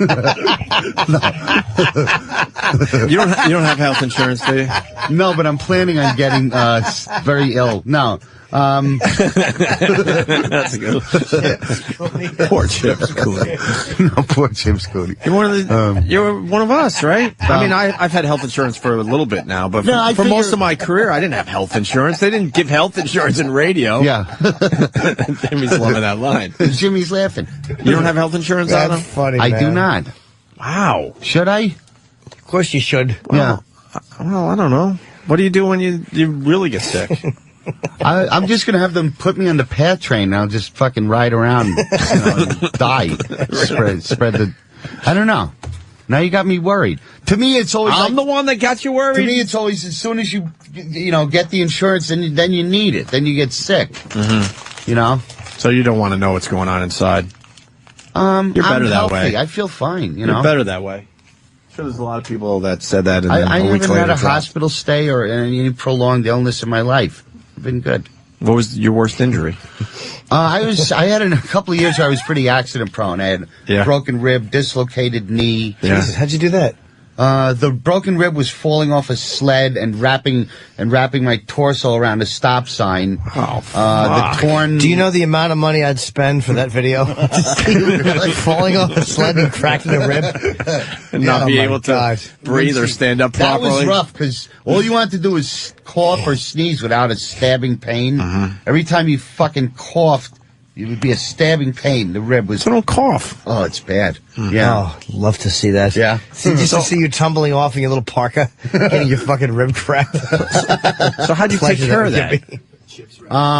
My mom, you know. Oh, you wanted her insurance, right? Yeah, at that time, yeah. Yeah. All right. The real Schindler's List, Jimmy. Yes. On sale for $2.2 million. Wow. The only privately owned copy of Schindler's List of Jews to be saved from Hitler's concentration camp is up for grabs at $2.2 million. There's no more copies that are existing? I don't know. Did he make a lot of copies? There's like 7. There was? They didn't have copy machines then. There's only one copy. No, there's 7. There are? They said they think 4 survived. Why do they need 7 copies? I guess they hand to different guards and Gestapo. Whoever would have them, or maybe Schindler had one, maybe he had one, maybe a bunch of them had one in case they needed it immediately. He couldn't contact anybody. It's like, here's the list. We were talking about memorabilia before the show when this article hit this morning, as we're trying to figure out what to do today, and kind of making it up as we go along. And I was telling Jimmy I have a Derek Jeter autographed picture, but because I keep my shades up in my apartment, it gets a lot of fucking sun. I just realized yesterday that my autograph is basically completely gone. Really? Put it behind museum glass. glass. From the sun? I guess. That stinks. It looked like a very impressive autograph, and now you could barely make it out. Oh, it's a piece of shit now. It's worth nothing to me. I know it's worth nothing in general. You could get him to sign something else. Oh, really? Derek Jeter? Yeah, why not? Actually, I got a signed baseball from him, too. Yeah, me too. With my name on it, because I'm like, fuck, if the name wasn't on it, I could really make some fucking I don't money think they're off worth this. that much. I mean, it's like, what are you going to pay? Like, Pete Rose will sign for $50. Yeah. It's like, no one cares about that What's the most shit. valuable thing you own? Memorabilia-wise, you save any of that shit, or? Well, I have a good knucklehead ventriloquist doll from 1966 in mint condition, and that's the holy grail of these puppets because they didn't make a lot. They made a lot of. What's Jerry a knucklehead Mahoney's. puppet? I don't even know. He was the second character. He had Jerry Mahoney, and then he had Knucklehead, which was the dumber character, and he was my favorite vent character ever. Mm-hmm. How much is it worth? On the internet, I could probably get about $1,000, $2,000 maybe for it, but it's worth it. I mean, when I pick it up and look at it, I feel like I'm 7 years old again. How much could I buy it from you for? I'm not looking to sell it. Let's just say I wanted to give you double what it was worth, and then smash it happily in front of you. But he feels like a 7-year-old kid when That's the when he beauty picks of it it. up. You know how good that would look being a fucking baseball bat hitting that little jacket? I don't know. That's Knucklehead. Now we got to be honest with each other because actually Jay Moore called the show the other day and was talking about you. Yeah. He says one of the creepiest things he ever saw was at NEW. You were having a conversation with us, and George was reading the newspaper. Mm-hmm. Like George was like his eyes were going back and forth, and he was scanning the newspaper as you were having a conversation. And Jay said that was one of the weirdest fucking things he ever saw. What's the question? Well, the question is this. With this doll, Knucklehead, sorry, and you don't want to be called dolls, right? No, I don't give That's a fuck. bad, probably. I No, apologize. I'm not sensitive like that. Because you take this stuff very seriously. No, I don't. I'm not at all one of those neurotics. Have you ever done anything with this? Like sexually? Not sexually. Like do a little act with them. Yeah, I started out with a Jerry Mahoney doll, like every other kid. I didn't know that. Oh. But do you use this Knucklehead doll at home? Just to fool around with it and do a little voice thing? No, I don't. He's in a trunk in my attic. You don't take him out? I don't. Well, yeah, I Come do. on, I do. you take him out. I take him out and air him out and look at him. Yeah. Oh, would But do you Knucklehead do- look great? Knucklehead would look so good flying out of a 10th-story window. Leave Knucklehead. Yeah, well, Dump truck, or a garbage truck runs right over him. he really likes Knucklehead. I know Jimmy. he does. Paul Winchell changed my life. That dude, his TV show. His puppets had moving hands. It took 2 people to work Knucklehead or Jerry. And so Knucklehead was able to answer a phone or hit you with a pie or, move stuff around. Knucklehead would throw pies? Well, yeah, his Winchell's dolls had a human being's hands through the sleeves. Oh. It was brilliant. How big is it? Wait, what do you mean? Like an actual human being? So where's that guy? No, I'm saying one guy would work the mouth and the eyes, Yeah, and then there was another person that somehow would sit behind the doll, and his hands were Knucklehead's arms and hands were hollow sleeves with gloves on the end. So that was his genius. That the puppet was more animated. So how big is this Knucklehead? That one, maybe like that. 3 feet, 2 feet. Yeah, 2 feet. smaller. Knucklehead is a smaller. What do you say when you have Knucklehead? What do you say? Do you make him talk? That's what I want to know. I think he makes him talk. I know he Mr. does. Winkle, Mr. Winkle. He had a voice like that, Mr. Winkle. That's what he would call Paul Winchell. Otto, do you make Knucklehead talk? Jimmy wants to know, and I want to know. I could. I'll bring him in next time. But you do, though? Yeah. Just by yourself? What you're trying to find out is that do I have any? We want to know the creep nobody factor. else is around. Do I interact with George or any of my dolls? Well, George, I would understand because it's your act and you're working on stuff constantly. But I'm just wondering, you know, if you're making Knucklehead talk. Only when I was a kid and I was trying to get the act right, I would work in front of a mirror. But not anymore. Mm-hmm. No.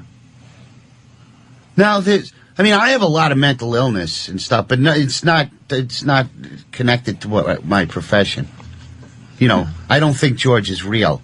I'm not saying that either. He gets very defensive, Jimmy. No, but he can always. I don't think. I like people to think that there's a madness. I'm not even trying to say that you have a mental illness if you make Knucklehead talk. Mm-hmm. I think just because of the excitement of the whole thing and it brings you back to being a kid when you saw Knucklehead, and you have that talent that I'm wondering if you just said, you know what the fuck, I want to fucking make Knucklehead talk and do a little something. Probably the reason I'm myself. not more successful and famous is that I don't go to the extreme that a Jim Henson was a guy that would never admit that Kermit was anything but a real creature, you know. I do hope you go as far as Jim Henson in your personal life, and I hope your health takes the same turn that Jim Henson did.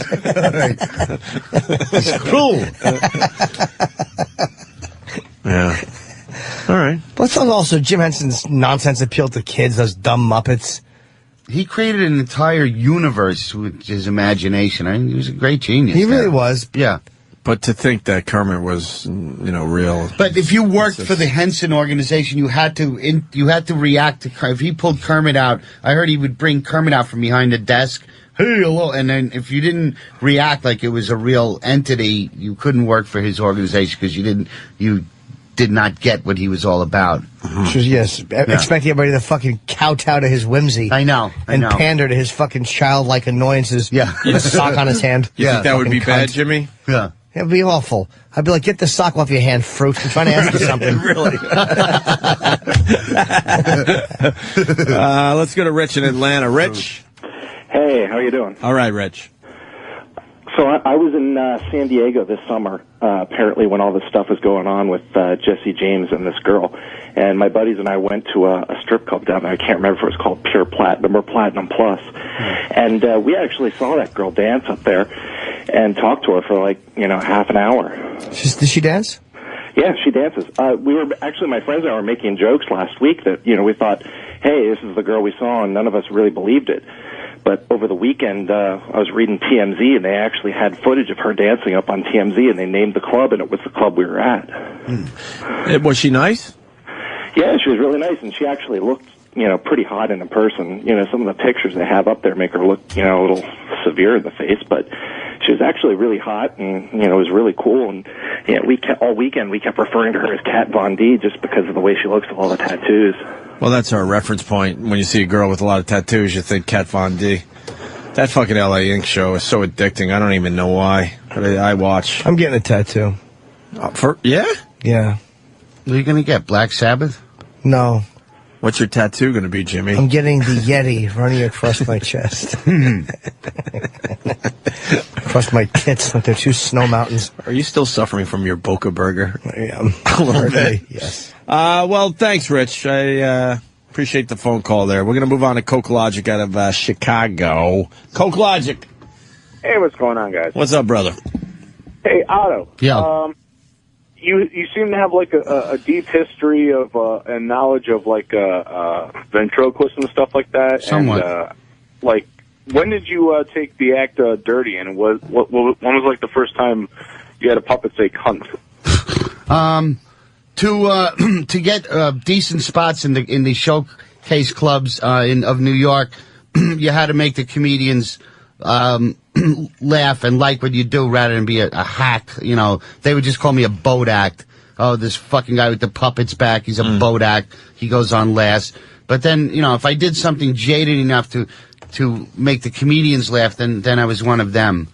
And then, you know, and then when my taste in stand-up was more towards the graphic side, so that's about it. Yeah, you made it your own. Yeah, it was first time I saw you, I was like, what the fuck is this guy about? Way before you did our show. Yeah. I knew about you for many, many years. Yeah. Fast Eddie's and all that crap. Yeah. Fast Eddie. Yeah. Good old Fast Eddie. Yeah. His I was always horrendous I was always toupee. very floored by, I was like, oh, fuck, the puppet's cursing. This is very bizarre. Yeah. Very revolutionary. Thanks, bro. Yeah, I did a lot of gigs with Otto coming up, man. At least spent a lot of time on the road together. Yeah. Fucking Buffalo, long drives together in fucking Lancaster, Pennsylvania, all over the place. You guys drove to Buffalo together? Oh, a yeah. few times. That's a brutal ride. Yeah. I know. Forever. I used to live up there. I've done that ride a million fucking times. Forever. You're in the car for 3 hours. You still have 5 hours more. Yeah. In the Yep. car. It'd be me and Otto in the back, and the little wooden guy to be driving. Yeah. Let George drive. Let George have the mirror. We used to have fun on the road, though, man. Yeah. He was always enjoyable. We met these girls one time in Delaware. Remember the girls we met in Delaware? Yeah. And Otto made me laugh so hard because I forget their names, but I was fooling around with one, and Otto was fooling around. And the girl was saying that her grandfather had committed suicide by leaping out a window, and she was depressed. So a few minutes later, we're in the kitchen, and there's the picture of the grandfather on the refrigerator with a magnet. And Otto goes, "Is this the one who tossed himself out the window?" we laughed for probably 15 minutes at her dead grandfather's picture. It was it's one of the funniest things I've ever had happen. Was that not sensitive the way I phrased that? No, because you looked at it, of course you were saying it to make me laugh, and I fucking howled. And one of the girls laughed, and the one was like, she knew it was funny, but it's the one who tossed himself out the window. Wow. It was so completely uncalled for. Tossed himself out the window. Indeed it was. Did we bang them? No, we fooled around. Did you guys bang broads together? No, we fooled around. I know Jimmy and Voss had a nice run over the years. We fooled around in the pool with these girls. Yeah. And just like Jersey Shore? Not quite as sexy. I was bumping and grinding all over mine. And I guess Otto and his date weren't doing as well.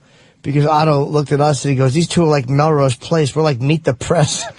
I remember, it was daylight when we drove back there. I remember that.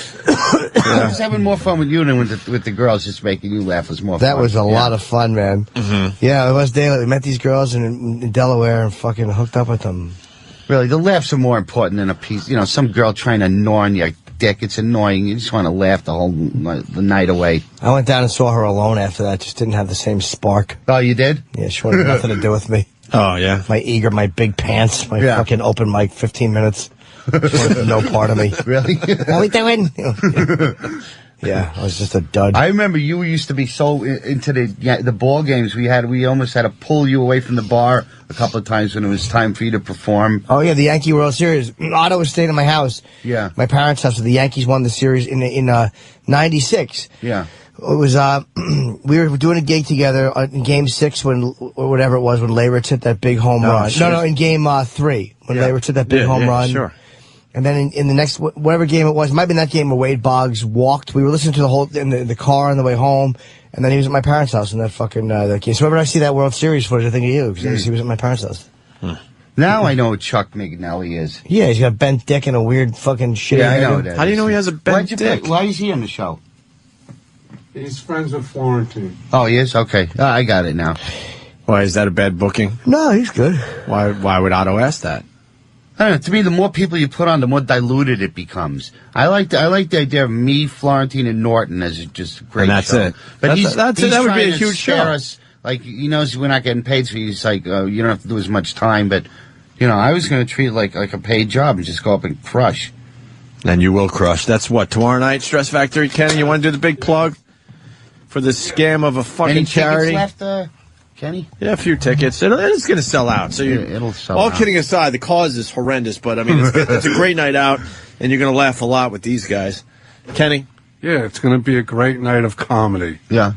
Yeah, you going to close the show? You want me to close? Would you like to? Would you do that honor? All right. It's going to be hard following Norton, but I guess. I think I'm hosting. Oh, you are? Oh, yeah. Okay. Yeah, I'll close. No problem. Yeah. Jim is the host. Let these other lug nuts go up and warm up for me. Yeah. You got Lenny Marcus. There's no way I'm going on after Otto. It's not happening. Otto. I'm behind a lot of the genius you've seen. Otto. My friend Roger, yeah. All right, well, Stress Factory tomorrow, Vinny's Club. Yeah, I'm glad New we're doing a Brunswick, New gig Jersey. together. Where's Vinny been? I don't know. Skiing or He was something, in I heard? Utah skiing last Did he break his week. femur, Uphill or hopefully? down? The power was out at his club last week in the bad floods and the storm in The what? Jersey. The power. Oh, Yeah, I heard it too, Jimmy. you said the power was. The power. Can you rewind that, Travis? The power. How did Kenny just say the power was out? Like it was like 30 seconds ago. And Jay Moore swears he just doesn't have that Buddy Hackett footage. It's a shame. We got to Thanks for trying, We Jay. did get to the bottom of it, and he swears. It's a shame. So I would love to have seen that. no kidding, man. That's a biggie. Yeah. Good old. We got that, Travis. Oh, Travis is still going backwards. Yeah, I got it. Okay. All right, let's hear it. Skiing or He was something, in I heard? Utah skiing last Did he break his week. femur, Uphill or hopefully? down? The power was out at his club Power last was out. How did you use the power was out? Kenny's tired. It's all good. His fucking basement got destroyed in that flood, so he's Really? he's Did you not lose happy. a lot of important stuff? I saved old Jimmy's merchandise. Oh, yeah? That's what it I'm was? sure your wife was happy about that. Screw the wedding stuff and the photo albums when the kids were like 2. I was actually in Chicago with Jimmy. Thank God my son was home visiting from the military. So he saved some stuff? He carried everything upstairs, yeah. Good. But that was like the makeout room he made for his own kids. Yeah? Yeah. Yeah, with the shag carpet and fucking some couch that he found on the side of the road. And I bought that. oh, you did? Yeah, what do you think my name is you? Ooh, that hurt. That was painful. Ouch. Why did you find a couch and use it? Oh, many times. Don't you try Not and recently, discourage your but- kids from going into the military at all? No. You know? No, it's a very honorable thing. I know, you're patriotic and all that, but what, you don't want them to be the ones, right? Well, I don't want them to be bullet catchers, but, you know, they got to do what they got to do. Do you think this is a just war? I mean, should we be over there at all? No, I can't understand why we didn't get Bin Laden by now. Yeah. I'd like to go over there and get him myself. There's probably reasons why we didn't get him. Yeah. I think some people have the theory it would be worse in the world if we got him. It is kind of strange that we haven't gotten him. Yeah, well, there's one guy in a cave somewhere. I mean, you know, and they've gotten Al-Zarqawi, who's a $25 million reward on his head. But Bin Laden and al-Zawahiri, the top 2 at Al-Qaeda, the people surrounding them, they're so insulated. And it's like they're surrounded by people who really probably can't be bought. Someday they'll get them through a bodyguard or somebody will give them up like they did Al-Zarqawi. That's how they got him, because somebody for the $25 million U.S. reward. But with that kind of money on his head, they still can't get Bin Laden. They gotta know where he is. They gotta. Kill all his family members. Yeah, I mean, I'm not against that either. I don't even think he'd care, though. He'd look at them as martyrs. No. He would just look at them as martyrs. He would never step out because his family's been killed. He's got like 25 kids or something. Yeah, exactly. Was he going to miss 8? He probably doesn't talk to him anymore. Nobody can get to him, but somebody knows. You don't think he goes to their Little League games? They just got to start bombing those villages in Pakistan. You don't think he's a good father? No, I don't think he shows up. He just leaves by the 3rd inning. Doesn't go to any birthday parties? No, the entire Western civilization is looking for him. So he can't show up when they bring a pony to a birthday party? No. I think that they'll eventually, somebody close to him will turn him in eventually. Really? Sure, somebody will do it for the money. They'll get tired of him. Or they'll get tired. They'll know he's sick and dying, and they'll get tired of running, and they'll want that money. Or they'll, whatever. Somebody will fuck somebody's wife. Something will happen. Kenny, you want us to fund the trip to Pakistan for you so you could go find Obama? Yeah, I'm a good manhunter. Yeah. You want to send Kenny to Pakistan, Jimmy? Yes, for a lot of reasons. I want to send Kenny to Karachi with a fucking yarmulke. Good luck. Go find him.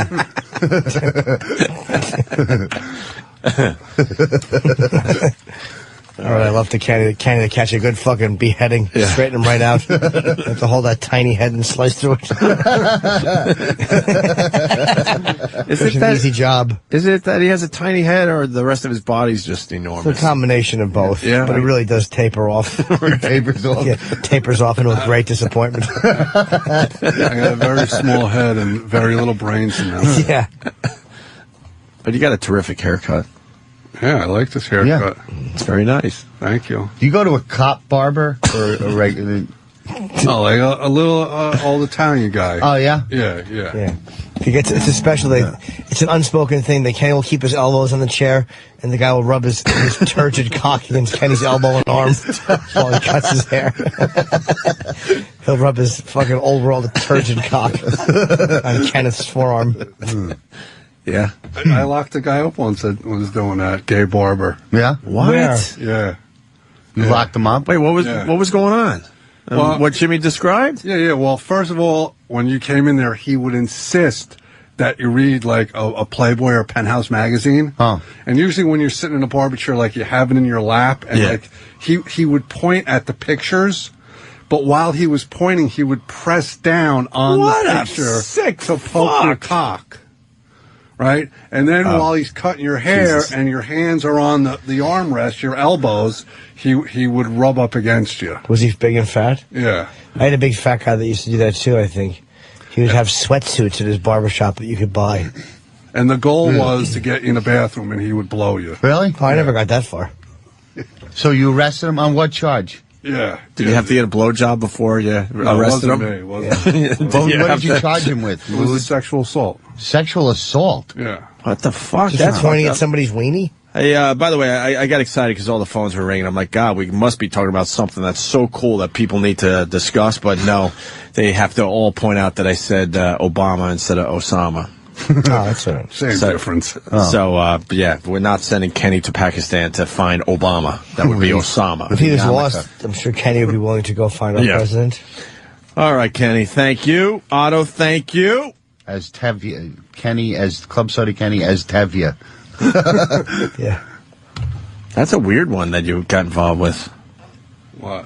The fucking barber guy. That's a It weird was one. for the goof. Did you have to go in there and have That's him what I'm actually saying. do that to Touch you your and then penis you or anything? stand up with the badge? No, so we no. Yeah, how did you get him? Someone had to go in and and go just far enough. To Kenny have was never evidence. good at undercover work. He would always come in his pants too fast when the older man would poke it. Yeah, that's a very good question, Otto. Yeah. No, we had a young, very young looking young man. But how far did he have to go with the barber? Well, Or you're knew not you had. suppo- you're not I supposed understand, to- but let's say you're just saying this for the radio. You're not supposed to, once they do the overt act, you're not supposed to go through with it. But Did the guy? yeah, and then this undercover guy too. He's getting happy. This is never good. Another job we had, there was some perverted guy used to call the payphone by the high school, right? And and want to pick up the high school boys and everything like that. Wow. So we sent this undercover, to over by the payphone. He used to call after school in the afternoons, and talk to the guy, and we set it up that we were gonna, he was gonna cut school. He was pretending like he was a student. Did that ever work? Did the guy ever just call a phone and get a high school student over and suck his dick? Sure. Oh yeah. Who would just go get their dick sucked? I guess that's a silly question. Yeah. So we set it up. He was going to cut school. He was going to meet him the next morning at the bowling alley. And, we had the surveillance van that had the camera with the periscope and everything like that. An actual periscope, old school? Yeah, we were following the guy. Yeah. And he was Not too driving. obvious. They were going to drive into a park and I guess take care of their business there. So we stopped them as soon as they went in the park. And I'll never forget, I ran up to the car you know, and you know, shit'ems usually, they don't lock their doors, they don't wear seatbelts, but this guy was like an older gentleman. So I went to rip him out of the car. The door was locked, so I couldn't even get the door open. I'm yelling at him. And then like I tried to grab, he's got his seatbelt on. He had to take his seatbelt off. And then, you know, I grabbed him, I threw him on the ground. He had his Bible between his legs because he told me later on he was trying to resist the temptation. Oh, man. And then my boss was smart enough to know when to turn the camera off. Right before he's going like, oh, why are you locking me up? And I go, because you're a fucking chicken hawk. Is that, so the camera went off and then you applied a vicious beating? You got me confused with somebody else. Oh, okay. I'm very professional. He fell down. There's a guy wants to know what year. Chicken hawk. Wants to know what year this was. Anthony in Jersey. Chicken. Anthony. Hey, Kenny, was this like 96, 97, late 90s? Say that again? Was this 96 or 97 around there? Why you The asking? barber? Because I think I used to go to this guy. He pulled the same shit with me, but he wanted to show me shit in the back, and I was like, nah, I gotta go. You know, he told me about people he used to, hang out with and date and shit, and down the valley. So what, do you regret it now? Yeah. No. Well, yeah, I kind of wish I took him up on the offer, but. Well, more importantly, did he give a good haircut? It was all right. He'll do anything to get a good haircut. I'll make you cry. Yeah, big fat fingers, though. Big fat fingers. Yeah. This is good for rubbing your balls. Yeah. All right, Anthony. You like a man with fat fingers to cup your balls with saliva. Kenny, you don't want to comment where it was or anything? Big fat Probably finger, not, right? man. Rubbing your balls and taint. Big fat gentle fingers. All right. That's it for today. Fuck it. Puffy fingers. I'm calling it. Otto, thank you. Tomorrow, Stress Factory with Jim Norton, Jim Florentine, a bunch of other great comics. It's going to be a great show as much as we're making fun of it. These guys are doing it for free, and it's just going to be a great night out at the Stress Factory tomorrow. And then the Brokerage a little later down the road, right? And then Carucci's Italian Restaurant, April 9th, 10 p.m., Saddle you know what? River, New Jersey. This is all so confusing. So, OttoandGeorge.com has all your dates? Yeah. Let's do that, all right? Yeah. Otto is unbelievable. Unbelievable. If you've never seen him, you've got to check out Otto. Yeah, I'm very happy we're doing it again. OttoandGeorge.com for all his dates. Thank you. I think we're going to go to break with Brewer doing that Razor rollerboard scooter fucking live read. It's a classic. I don't think we've played it in a while. Can we do it now? Whenever you want. Yeah, let's play it. Let's play it right now, and see you tomorrow. Yeah, hopefully we'll have a full house tomorrow. Bye-bye. Thanks, guys. Anthony, the Razor rollerboard scooter. These damn things are all over Manhattan. It's the hottest product this summer. You probably have seen them by now. I defy anybody to say they have not seen one of these. They are very popular with kids, teens, college students, even people commuting on these things, Opie. They're pretty cool. And I know these guys that had these little hop-up kits for them. So you could hop it up so it'll go fast enough to really get dangerous. Sleek looking. Souping it up. And just a piecer to ride. Get the hell out of here with that thing now! Christ! Visit one of their stores or go online.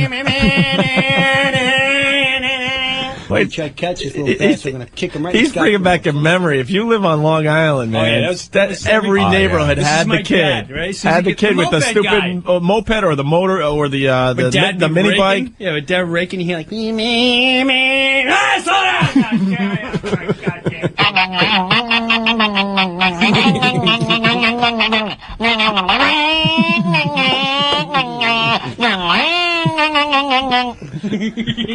all day. Long Island memories, man. Too. He was also the guy that would stop like in the middle while you're playing a stickball game. Yeah. And he'd and he'd get off the bike and he'd go, "Oh no, it's the moped guy got off his bike. Give me the bat, faggot." With a cigarette dangling from his mouth. Pitch the ball, faggot, pitch it. Take a swing. And he would look horrible swinging. Pitch it good before I kick your ass. This game is for fairies. He would take off. He'd always have a dribble of snot in his nose, but he couldn't say nothing because he was too tough. Because he beat you up. Yeah. Oh, that's funny. Another Long Island memory. Thank you, Jim. Two brothers in jail. The Razor rollerboard scooter. Give them a call or go online. The Razor rollerboard scooter. If you want to drive your dogs to complete insanity. Go to razor. I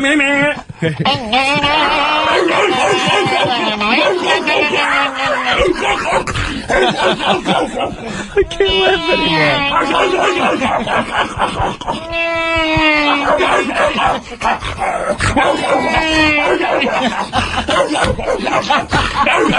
Knock it up!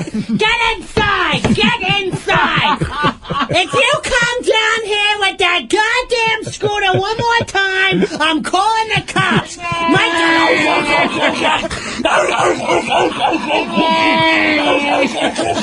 Get inside! Get inside! God damn it! He's gonna get my goddamn.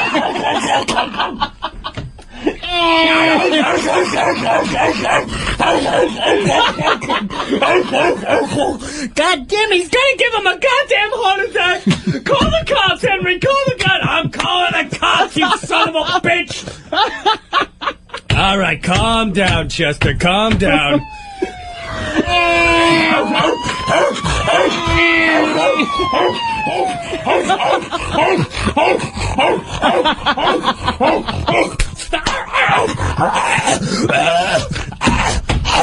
All right, B, stop it! Stop it! Stop it!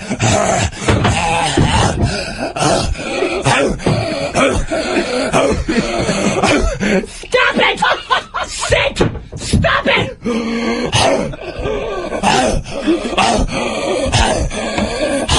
The choke collar, right? They got it by the choke chain.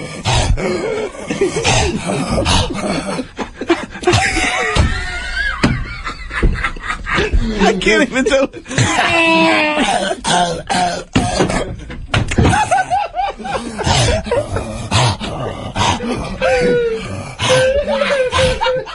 Jesus Christ! Knock it off! He's gonna die! Call the goddamn police now! He doesn't even live here. I want him arrested. This is ridiculous. He doesn't even have a license.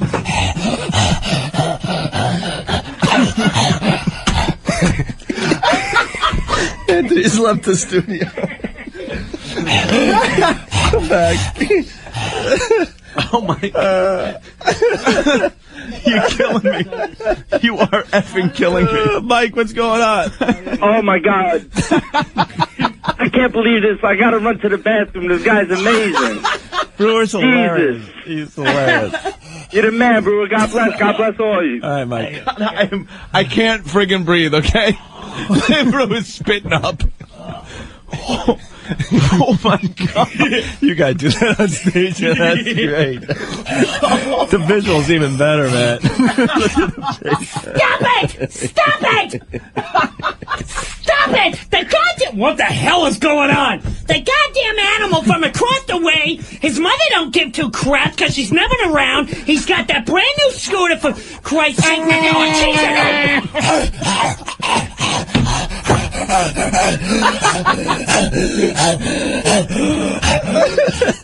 Knock it off!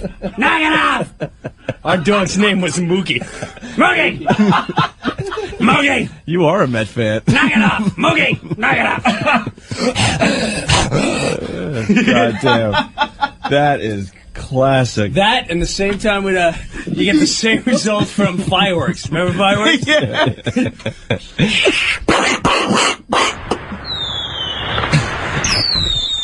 Hey! Hey! Hey! I'm calling the cops, goddammit, on each and every one of you. My dog has been under the goddamn bed for 3 hours now, and if you give him a heart attack... Watch the roof, you son of a bitch! If my roof goes on fire, do you understand me?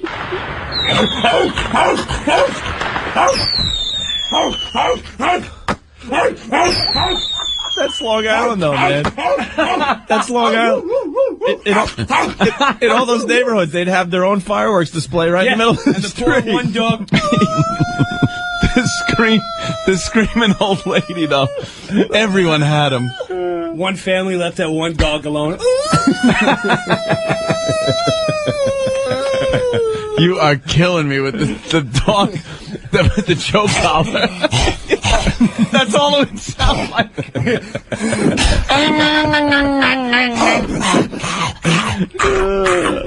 Chris, what's going on? Have some water. Dude, you've got to get him out of there. I'm standing in the middle of the street laughing my effing figs off. I'm going to get creamed by a minivan. Well, he's puking right now from playing the dog. So. Oh, man, I can't even breathe. What are we in the middle of? Yeah, the Razor Rollerboard scooter. I totally forgot. It's the Razor Rollerboard scooter.